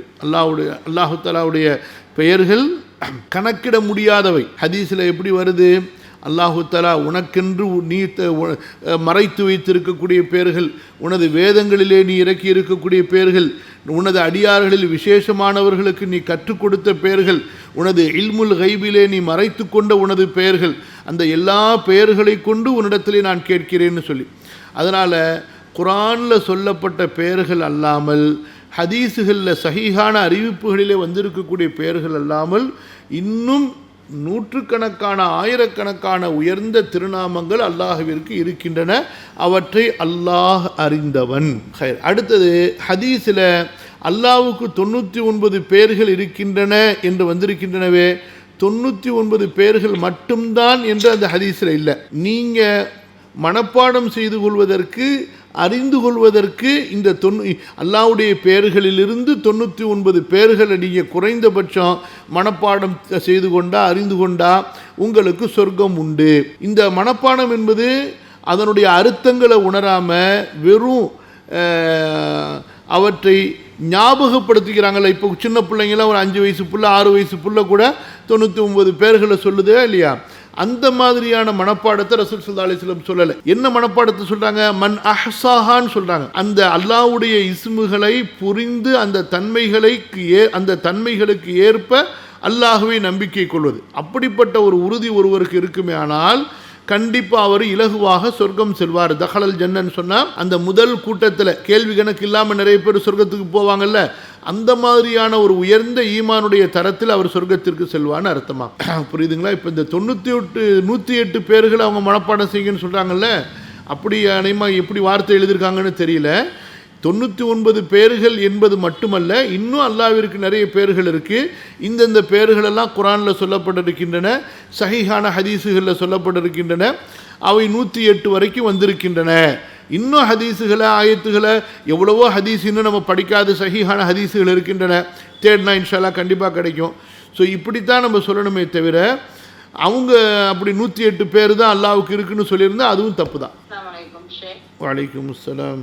இந்த டிஜிட்டல் போர்ட், பேனர் இந்த மாதிரி பிஸ்னஸ் வந்து ஹலாலா ஹராமா? ஏம்மா அதில் என்ன பிரச்சனை இருக்கு?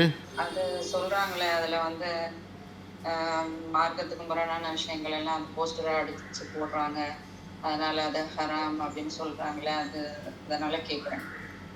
அதாவதுமா, ஒரு பொருளை உற்பத்தி செய்கிறதுல அது பொதுவான ஒரு பொருளாக இருக்குமே ஆனால் தவறு நம்மை சேராது. இப்போ கம்ப்யூட்டர் இருக்குது, கம்ப்யூட்டருக்கு ஒரு கம்பெனி செய்யுது, அதை பயன்படுத்துகிறவங்க எப்படி பயன்படுத்துகிறாங்களோ அது பயன்படுத்துகிறவங்கள சேரும், அந்த உருவாக்கின நிறுவனத்தை சேராது.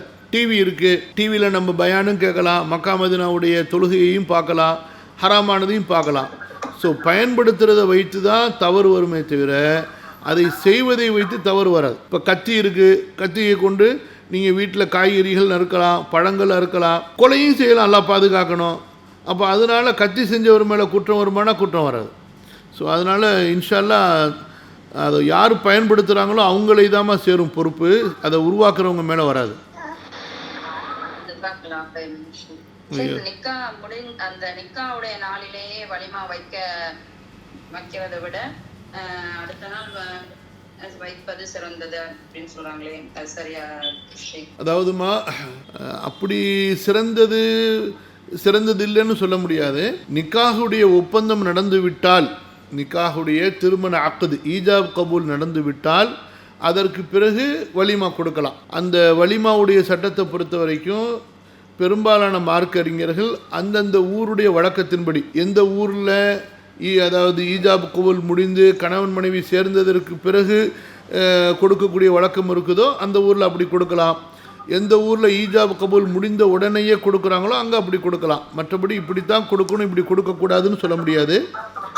ஆமாம். வலைக்கும் அஸ்ஸலாம். அவங்க இங்க தான் ஆடு கொடுக்குறாங்க. அப்போ வந்து அவங்க ஃபேமிலிக்கு வந்து ஒரு ஆடு தான் கொடுத்துருக்காங்க. இப்போ ஹஸ்பண்ட் ஒய்ஃப் 2 பேருக்கும் தனித்தனியாக 2 கொடுக்கணுமா அல்லது 1 கொடுத்தா போதுமா? அதாவது துல்ஹஜ் மாதத்தினுடைய உத்ஹியா குர்பானியை பொறுத்த வரைக்கும் ஒரு குடும்பத்திற்கு ஒரு ஆடு அல்லது ஒரு மாடு அல்லது ஒரு ஒட்டகத்தில் ஒரு பங்கு. வீட்டில் எத்தனை பேர் சம்பாதிச்சாலும் சரி, அவர்கள் சமையலால் ஒன்றுபட்டு இருப்பார்களே ஆனால் ஒரு குர்பானி மட்டும்தான் அவர்கள் மீது கடமை. அதற்கு மேலே அவர்களுடைய வீட்டில் அதிகமான எண்ணிக்கையில் மக்கள் இருக்கிறாங்க, சுற்றி அண்டை வீட்டார்கள் இருக்கிறாங்க, ஒரு ஆடு போதாது என்று சொன்னால் அந்த ஒரு நபரே இன்னொரு ஆடு குர்பானி கொடுக்கலாம். ரசூல் ஸல்லல்லாஹு அலைஹி வஸல்லம் 2 ஆடு ஒவ்வொரு வருஷமும் குர்பானி கொடுப்பாங்க. புரியுதுங்களா? அது எதற்காக வேண்டின்னு சொன்னால் அந்த குர்பானி இறைச்சியினுடைய தேவைக்காக வேண்டியே தவிர எண்ணிக்கைக்காக வேண்டிய அல்ல. அவங்களுக்கு 9 மனைவிமார்கள், ஆனால் நபி ஸல்லல்லாஹு அலைஹி வஸல்லம் 2 ஆடு தான் கொடுத்தாங்க. பிள்ளைகள் நிறைய இருந்தாங்க.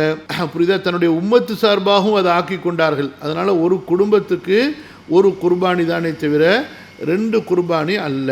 நீங்கள் கணவன் மனைவி சம்பாதிக்கக்கூடியவங்களாக இருந்தாலும் சரி, பிள்ளைகள் சம்பாதிக்கக்கூடியவங்களாக இருந்தாலும் சரி, நீங்கள் எல்லாம் ஒரே சமையலை கொண்டு ஒரே குடும்பமாக இருக்கின்ற வரை ஒரு குர்பானி தான் உங்களுக்கு கட்டாயம். அதுக்கு மேலே உங்களுக்கு இறைச்சிகள் அதிகமாக தேவைப்படுது குர்பானியில் அன்றைக்கு மக்களுக்கு கொடுப்பதற்கு என்றால் அதற்கேற்ப நீங்கள் குர்பானியுடைய ஆடுகளை அல்லது பங்குகளை நீங்கள் கூட்டிக் கொள்ளலாம்.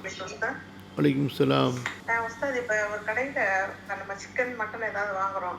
இப்போ வாங்க போகிறப்ப அங்கே இருக்கவங்க சொல்கிறாங்க, இன்னைக்கு உங்கள் ஆளுங்க அறுக்கிறவங்க வரல, நாங்களே பிஸ்மில்லான்னு சொல்லி அறுத்துட்டோம் அப்படின்னு சொல்கிறாங்க. அது நமக்கு கலாலா? காஃபி முஷ்ரிக்குகள் சிலை வணங்கிகள் 100 தடவை பிஸ்மில்லா சொல்லி அறுத்தாலும் அதை நம்ம வாங்கக்கூடாதுமா. அஹ்ல கிதாபு கிறிஸ்தவர்களோ யூதர்களோ அறுத்திருந்தா வாங்கலாம் நம்ம. வையா நிக்காவோட நாளிலே ஷேரிங் பண்ணி பண்றாங்களே, ஆண் மாப்பிள்ளை வீட்டாரும் பெண் வீட்டாரும், அந்த மாதிரி பண்ணலாமா ஷேக்? அதாவதுமா, ஒரு விஷயத்தை நம்ம ஏற்படுத்தி கொண்டு அது கூடுமா கூடாதான்னு ஒரு கேள்விக்கு போகிறத விட அந்த விஷயத்தை ஏன் நம்ம உருவாக்கணும், அந்த தேவையை நம்ம ஏன் ஏற்படுத்தணும் அப்படின்னு நம்ம முதல்ல சிந்திக்கணும். இப்போ திருமணம் விருந்து என்பது என்ன? கணவன் தன்னுடைய சக்திக்கு ஏற்ப கொடுக்கக்கூடிய விருந்து, அதுதான் திருமண வலிமா விருந்துங்கிறது. இப்போ பல விஷயங்களை நம்ம மாற வேண்டி இருக்குது. நம்பர் 1 என்னன்னு சொன்னால், கல்யாண மஜ்லிஸு, கல்யாண அன்றைக்கு அந்த மஜ்லிஸில் இருக்கணும் நம்முடைய உறவுகள், தெரிந்தவங்க, நண்பர்கள் என்று அந்த கல்யாண மஜ்லிஸுக்கு நம்ம பல நூற்றுக்கணக்கில் என்ற எண்ணிக்கையை தாண்டி இப்போது பல ஆயிரக்கணக்கில் மக்களை கூட்டக்கூடிய ஒரு நிலை செல்வந்தர்களுடைய குடும்பங்கள்லையும் நடுத்தர குடும்பங்கள்லையும் ஏற்பட்டிருக்கிறது. இதுவே முதல்ல தவிர்க்கப்பட வேண்டிய ஒன்று. கல்யாண விருந்து என்பது என்னவென்றால், திருமணம் நடந்ததற்கு பிறகு மணமகன் தனது அண்டை வீட்டார், தனது சொந்தக்காரங்க, அதாவது அருகில் இருக்கக்கூடிய மக்களை சந்தோஷப்படுத்துவதற்காக, தன்னுடைய அந்த திருமணம் முடிந்து தன்னுடைய குடும்ப வாழ்க்கையை ஆரம்பித்த அந்த சந்தோஷத்தை வெளிப்படுத்துவதற்காக அவர்களை அழைத்து அந்த மணமகன் கொடுக்கக்கூடிய ஒரு எளிமையான போதுமான அளவு உண்டான ஒரு விருந்து தான் வலிமா விருந்து என்பது. ஆனால் இன்று அந்த மணமகனுடைய தகுதியையும் மீறி ஊரெல்லாம், தெருவல்ல ஊரெல்லாம் அழைத்து, அதற்கு பிறகு உலகத்தை எல்லாம் அழைத்து, சொந்தக்காரங்க அமெரிக்காவில் இருப்பாங்க, ஒருத்தர் ஆஸ்திரேலியாவில் இருப்பார், ஒருத்தர் நியூசிலாந்தில் இருப்பார், ஒருத்தர் ஜப்பானில் இருப்பார், எல்லாருக்கும் ஃபோனை போட்டு நீ வாயா நான் உனக்கு டிக்கெட் அனுப்புகிறேன், அல்லது நீ கண்டிப்பாக வந்தே ஆகணும், உன் கல்யாணத்துக்கு நான் வந்தேன்ல நீ கண்டிப்பாக வான்னு சொல்லி இப்படியாக எல்லாரையும் வலுக்கட்டாயமாக வர வச்சு வந்தாதான் நீங்கள் உறவாக இருக்கிறீங்க, இல்லைன்னா உங்களுக்கு நமக்கு உறவு இல்லைங்கிற மாதிரியான ஒரு சூழ்நிலையை உருவாக்கி, அதே போல் அவருடைய வியாபாரத்தில் யாரெல்லாம் கொடுக்கல் வாங்கலில் சம்மந்தப்பட்டிருக்கிறாங்களோ அவங்க எல்லாரையும் கூப்பிட்றது, இப்படிப்பட்ட ஒரு நிலை உருவானதுனால தான் இப்போ மணமகனால் என்னால் முடியாது இவ்வளவு பேருக்கு கொடுக்கறதுக்கு அப்படிங்கிற ஒரு நிலையை உருவாக்குறீங்க. சரியா? அதே போல் மணமகளை பொறுத்த வரைக்கும், அந்த குடும்பத்தார்களை பொறுத்த வரைக்கும் அவர்கள் என்ன, அல்ஹம்துலில்லாஹ் நிக்காக முடிஞ்சிச்சு அனுப்பிட்டாங்க, அவ்வளோதான் அவங்களது. சரிங்களா? அவங்க வீட்டில் ஆம்பளை பிள்ளைங்க இருந்து அவர்கள் வீட்டுக்கு மருமக வந்தாங்கன்னு சொன்னால் அப்போ அவங்க வலிமா கொடுக்க போகிறாங்க. ஸோ இப்படித்தான் லைஃபு. இதை விட்டுட்டு ஏன் பொம்பளை பிள்ளைக்கு நான் கல்யாணம் பண்ணி வச்சேன், அதனால் இத்தனை பேருக்கு நான் விருந்து கொடுக்கணும் அப்படின்னு சொல்லி அவர் ஒரு சிரமத்தை ஏற்படுத்திக்கிறாரு பாருங்க. இது எல்லாமே நமக்கு இஸ்லாம் சொல்லித்தராத, நபி ஸல்லல்லாஹு அலைஹி வஸல்லம் அவர்களுடைய காலத்து அந்த முஸ்லீம்கள் பின்பற்றாத ஒரு கலாச்சாரம், காஃபிர்களுடைய கலாச்சாரத்திலிருந்து நாம் எடுத்துக்கொண்ட, காப்பி அடித்துக்கொண்ட ஒரு கலாச்சாரம். இதனால தான் இப்போ கடைசியில் என்ன ஆகுது, இப்போ பொண்ணு வீட்டிலேருந்து 500 பேர் வர்றாங்க, என்னங்க நீங்கள் ஒரு 50 பேரை கூட்டிகிட்டு வாங்க, எங்கள் வீட்லேயே ஒரு 500 பேர் இருக்காங்க, ஐயோ அதெல்லாம் முடியாதுங்க, 50 பேரா, நானே 500 பேரை வடிகட்டி கூட்டிகிட்டு வரேன், இல்லாட்டி 5000 பேர் வந்துடுவாங்கங்க, என் மகன் கல்யாணத்தில் 5000 பேருங்க அப்படின்னு அவர் ஒரு மிரட்டுவார். சரி என்ன பண்ணுறது, நான் ஒரு 100 பேருக்கு உங்கள் வீட்டில் கொடுத்துட்றேன், மிச்சம் 400 பேருக்கு நீங்கள் காசை கொடுங்க அப்படிங்கிறது. ஸோ இது இவர்களாக இதை ஜாயிஸ் ஆக்கிறதுக்கு, அதாவது இவங்க ரொம்ப தக்குவா உள்ளவங்களாம். எப்படின்னு சொன்னால், மாப்பிள்ளை வீட்டுக்காரங்கள வருத்தாதவங்க. இது எப்படின்னு சொன்னால், முன்னாடி எப்படி இருந்துச்சு சொன்னால், மாப்பிள்ளை வீட்டுக்காரங்க அந்த கல்யாணம் அன்னைக்கு பெண் வீட்டுக்காரங்களுக்கு நிபந்தனை போடுவாங்க, நாங்கள் 500 பேரை கூட்டிகிட்டு வருவோம், 1000 பேரை கூட்டிகிட்டு வருவோம், நீங்கள் மட்டன் பிரியாணி போடணும்னு சொல்லிட்டு. மேலப்பாளையம்னு ஒரு ஊர் இருக்குது, அந்த ஊரில் ஒரு கல்யாணம் நடந்துச்சு. கல்யாணத்துக்கு எல்லாம் முடிஞ்சு கடைசியில் ஈஜாபு கபூல் நடக்கிறதுக்கு மட்டும்தான் அங்கே நேரம் இருக்குது. எல்லாம் தஃப்தர் எழுதியாச்சு, அது நடந்தாச்சு, எல்லாம் முடிஞ்சு போச்சு. ஈஜாப் கபூல் நடக்கிறதுக்கு முன்னாடி ஒருத்தர் எந்திரிச்சு கல்யாணத்தை நிறுத்துங்கிறான். கல்யாணத்தை நிறுத்துங்க, வந்த மாப்பிள்ளை வீட்டுக்காரங்கெல்லாம் எந்திரிங்க, நம்மலாம் திரும்பி போவோம். அப்போ எல்லாரும் எந்திரிங்க போங்கங்கிறான். பொண்ணு வீட்டுக்காரங்க பயந்து போய் என்னங்க ஏதுங்க எல்லாமே முடிஞ்சு போச்சு, இப்போ ஈஜாப் கபூல் தானேங்க பாக்கி இருக்குது, இந்த நேரத்தில் வந்து இப்படி சொல்கிறீங்களே அப்படின்னு கேட்டால் அவர் சொல்கிறாரு பாருங்க, நாங்கள் மட்டன் பிரியாணி கேட்டால் நீங்கள் என்ன சிக்கன் பிரியாணி செஞ்சுக்கிட்டு இருக்கிறீங்க, இது எங்களுக்கு வேணாம், கல்யாணத்தையே நிறுத்துங்க அப்படின்னு சொல்லிட்டு. அப்போ இவங்க கூட்டிகிட்டு வந்திருக்கிற 500,000 பேருக்கு மட்டன் பிரியாணி போடலைங்கிறதுக்காக வேண்டி கல்யாணத்தையே கேன்சல் பண்ணுறாங்க. ஸோ இப்படிப்பட்ட ஒரு நிலையெல்லாம் இன்றைக்கு சமுதாயத்தில் உருவாகி இருக்குது. முன்னாடி வந்து பெண் வீட்டார்கள் மேலே அவ்வளவு பெரிய அழுத்தங்கள் கொடுக்கப்பட்டிருந்தன. இப்போ வந்து கொஞ்சம் கொஞ்சமாக குர்ஆன் ஹதீஸுடைய தாவாக்கள் அழைப்புகள் ஆரம்பமாகி பெண் வீட்டார்கள் மேலே உள்ள அந்த அழுத்தங்கள் எடுபட்டு ஆண் வீட்டார்கள் விருந்து கொடுக்க முன் வந்த உடனே இப்போ பெண் வீட்டார்கள் என்ன செய்கிறாங்க, ஆண் வீட்டார்கள் மேலே அக்கிரமம் பண்ணுறாங்க. என்ன அக்கிரமம் பண்ணுறாங்க, நாங்கள் இத்தனை பேரை கூட்டிகிட்டு வருவோம், நீங்கள் சாப்பாடு கொடுங்க. எப்படி முன்னாடி பெண் வீட்டார்கள் மேலே திமிரு செய்யப்பட்டதோ இப்போ ஆண் வீட்டார்கள் மேலே பெண் வீட்டார்கள் வந்து கிராக்கி பண்ணுறாங்க. புரியுதுங்களா?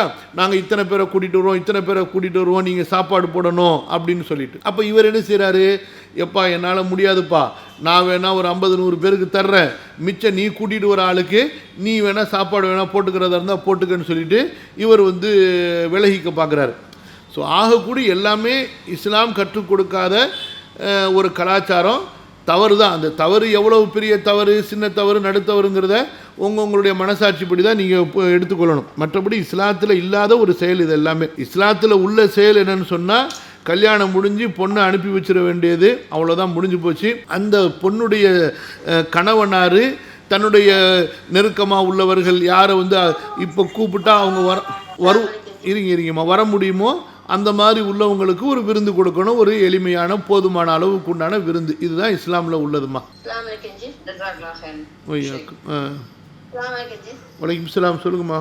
இது ஹஜ்ஜி போற அன்னையிலேருந்து நோம்பு பிடிப்போம்னா அது சுன்னத்தான நோம்பா பரலான நோம்பு நீட்டுமா? துல்ஹஜ் மாதம் 1லேருந்தா 9 வரைக்கும். துல்ஹஜ் மாதம் 1லேருந்து 9 வரைக்கும் நஃபிலான நோம்புமா? நஃபிலான. அப்புறம் முஹர்ரம் மாதம் 1லேருந்து 10 வரைக்கும் அதுவும் நஃபிலான நோம்புகள் தான். நஃபில விட்ட நோம்பு அதில் சேர்க்கலாமா? நஃபில் நோம்புகளில் வந்து நியத்து வந்து விட்ட நோம்புகளுக்கு தான் வைக்கணும், நஃபில் நோம்பு தானாக நிறைவேறிடும். முஹர்ரமுடைய 10 நஃபில் தான். நஃபிலில் இன்னும் கொஞ்சம் கூடுதல் தரஜா உடையது. சுன்னா என்று நீங்கள் சொல்லலாம், நஃபில் என்று நீங்கள் சொல்லலாம். வலைக்கும் சலாம். நகைக்கடையில சீட்டெல்லாம் கட்டுறோம்னு ஷேக் வந்து இப்போ பணமா இல்லாம கிராம் கணக்குல குறிக்கிறாங்க. எந்த விதமான கிஃப்டும் நம்ம அதுக்காக வாங்கிக்காம நம்மளோட கட்டுற அமௌண்ட்டுக்குள்ள நகைகளை மட்டும் வாங்கலாமா ஷேக்? வாங்கிக்கலாமா? ஆமாம், இப்னு தைமியா ரஹ்மஹுல்லா, இப்னுல் கைம் ரஹ்மஹுல்லா, அந்த 2 பேருடைய அந்த அறிவிப்பின்படி நகைகளாக மாற்றப்பட்டு விட்டால் அது நேரடியான தங்கம் வெள்ளியினுடைய சட்டத்திலிருந்து மாறுபட்டு விடுகிறது. அதனால் நீங்கள் இப்போ காசை கொடுத்துட்டு பின்னாடி நகை வாங்கலாம், தப்பு கிடையாது. இப்போ வேறு எதுவும் கேள்விகள் இருக்கா? அஸ்ஸலாமு அலைக்கும் வரஹ்மத்துல்லாஹி வபரகாத்துஹு. வலைக்கும் அஸ்ஸலாம். உஸ்தாத் ஃபஜ்ர் தொழுதுட்டு தூங்கலாமா? ஃபஜ்ர் தொழுதுட்டாமா? ஃபஜ்ர் தொழுதுட்டு சூரியன் உதயமாகிற வரைக்கும் திக்ரு துவாக்களில் ஈடுபட்டு இருக்கிறது தான் சிறந்தது. ரொம்ப அசதியாக இருந்தால் எப்பயாவது தூங்கி கொள்ளலாம், மற்றபடி சூரியன் உதயமானதுக்கு பிறகு நீங்கள் தூங்கலாம். வலைக்கும் அஸ்ஸலாம். வலைக்கும் அஸ்ஸலாம். இப்போ வந்து ஜும்மா தொழுகிறதுக்கு போறது இல்லைங்க. அப்போ வந்து ஜும்மா தொழுது முடிச்சுட்டு ரொம்ப அதிகமா பேசுறது, இடையூறு பண்றது அப்படியெல்லாம் இருந்தா என்ன செய்யறது? நல்லா பாதுகாக்கணுமா? பல பேர் சொல்லியாச்சுங்க ஷேக், இருந்தாலும் ஜும்மாக்கு வந்து பள்ளிக்கு போகாம இருக்க முடியறது இல்லை. பள்ளிக்கு அதனால நம்ம வந்து பள்ளிக்கு போகிறத நிறுத்தக்கூடாது. மக்களுடைய அறியாமை தாம்மா. நாங்களும் இங்கே ஜும்மா தொழுது முடித்தோடனே உடனே வீட்டுக்கு போங்க, பள்ளியில் உட்காந்து பேசாதீங்க, தெருக்களில் நின்று பேசிக்கிட்டு இருக்காதீங்க, மற்றவங்க சுன்னத்து நஃபிலு அதே போல் துவாக்கள் கேட்குறவங்களுக்கு இடையூறாக பேசாதீங்கன்னு சொல்லிக்கிட்டு தான் இருக்கிறோம். மக்கள் வந்து எவ்வளோ பெரிய ஜாகிலாக இருக்கிறாங்க, அது எவ்வளோ பெரிய மகத்தான நாள். அல்லாவே சொல்கிறான், திக்ருகளில் ஈடுபடுங்க, அதே போல் தொழுகை முடிச்சுட்டா நீங்கள் புறப்பட்டு உங்களுடைய வியாபாரங்களுக்கு, தொழில்துறைகளுக்கு, குடும்பத்துக்கு செல்லுங்கன்னு சொல்லி எல்லாமே தீனுடைய ஒரு அறியாமை தான். அதாவது தங்களுடைய நேரங்கள் வீணடிக்கப்படுவதும், அதுவும் குறிப்பாக பள்ளிகளில் ஏனைய தொழுகையாளிகளுக்கு இடையூறாக பேசுகிறது பாவத்தால் ரொம்ப பெரிய பாவம், ரொம்ப கடுமையான பாவம். அதையும் மக்கள் உணராமல் செஞ்சுக்கிட்டு இருக்கிறாங்க. ரமலான் மாசத்துலேயே அதே மாதிரி ஃபர்ஸ்ட் செம்ல உட்காந்துட்டு அந்த மாதிரி இது பண்றாங்க சார். ஆனா இவங்களுக்கு வந்து எல்லாமே தெரியுது, ஆனா அவங்களுக்கு எப்படி அது புரிவிக்கிறதுன்னு தெரியலைங்க சார். நம்ம தெரிஞ்சாலும் மறந்துருப்பாங்க அல்லது அதை அலட்சியம் செய்வாங்க.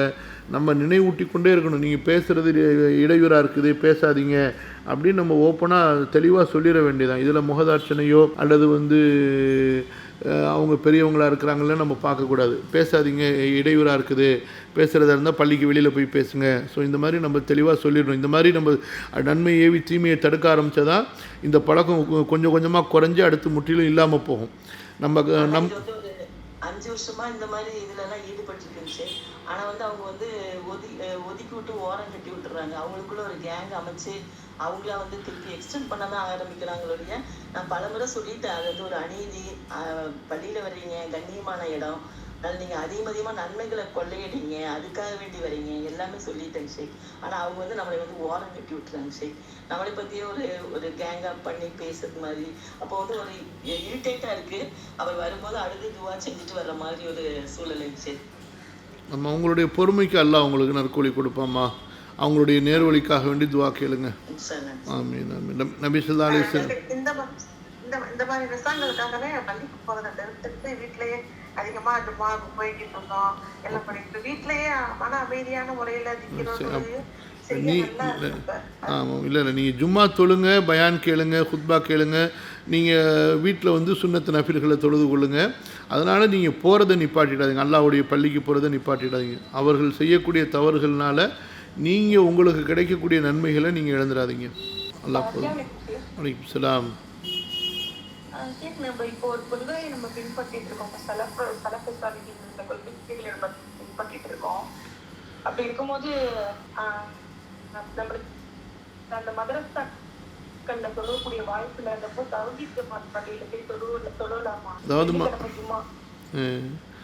அவர்கள் தௌஹீது ஜமாத்து என்று நீங்கள் குறிப்பாக இந்த பிஜேவோட சம்மந்தப்பட்டவங்க, அவங்கள்லேருந்து பிரிந்தவர்கள், இவர்களுடைய மஸ்ஜிதுகளில் போய் தொழுகிறத பொறுத்த வரைக்கும் பெரும்பாலான அறிஞர்கள் இதை தவிர்க்கணும்னு தான் சொல்கிறாங்க. ஏன்னா அவர்களுடைய கொள்கைகள் அவ்வளோ முரண்பட்ட கொள்கைகளும், எப்படி இந்த ஷியாக்கள், காதியானிகள், அதே போல் இந்த அஹ்லுல் குரான் இருக்காங்கல்ல, குரான் மட்டும் போதுன்னு சொல்லக்கூடியவங்க. ஸோ இந்த மாதிரி ஒரு வழிகட்ட வெளிப்படையாக இஸ்லாமை விட்டு வெளியே போன வழிகட்ட கொள்கையில் உள்ளவங்க அவங்க. அதனால் அவங்க பள்ளிக்கு போகாதீங்க. நீங்கள் தனிப்பட்ட முறையில் நீங்கள் உங்களுக்கு பக்கத்தில் வேறு பொதுவான பள்ளிகள் இல்லைன்னா நீங்கள் வீட்டில் தனிப்பட்ட முறையில் தொழுங்குங்கிறது தான் ரொம்ப சரியான ஒரு ஏற்றமான கருத்தாக எல்லா அறிஞர்களுமே சொல்கிறாங்க. சரிம்மா, இன்ஷா அல்லாஹ் போதும். அல்லாஹ் உங்களுடைய இந்த பொறுமையில் அல்லாஹ் பரக்கத் செய்வானாக. இதுவரை நாம் படித்ததை கொண்டு அல்லாஹ் சுப்ஹானஹு வ தஆலா நமக்கு நற்பலனை தந்தருள்வானாக. அல்லாஹ் பரக்கத் செய்வானாக.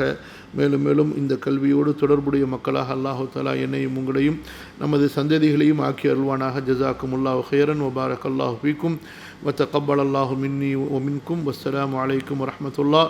சுப்ஹானக்கல்லாஹும்ம வ பிஹம்திக அஷ்ஹது அன் லா இலாஹ இல்லா அன்த அஸ்தக்ஃபிருக வ அத்தூபு இலைக். வஸ்ஸலாமு அலைக்கும் வ ரஹ்மத்துல்லாஹ்.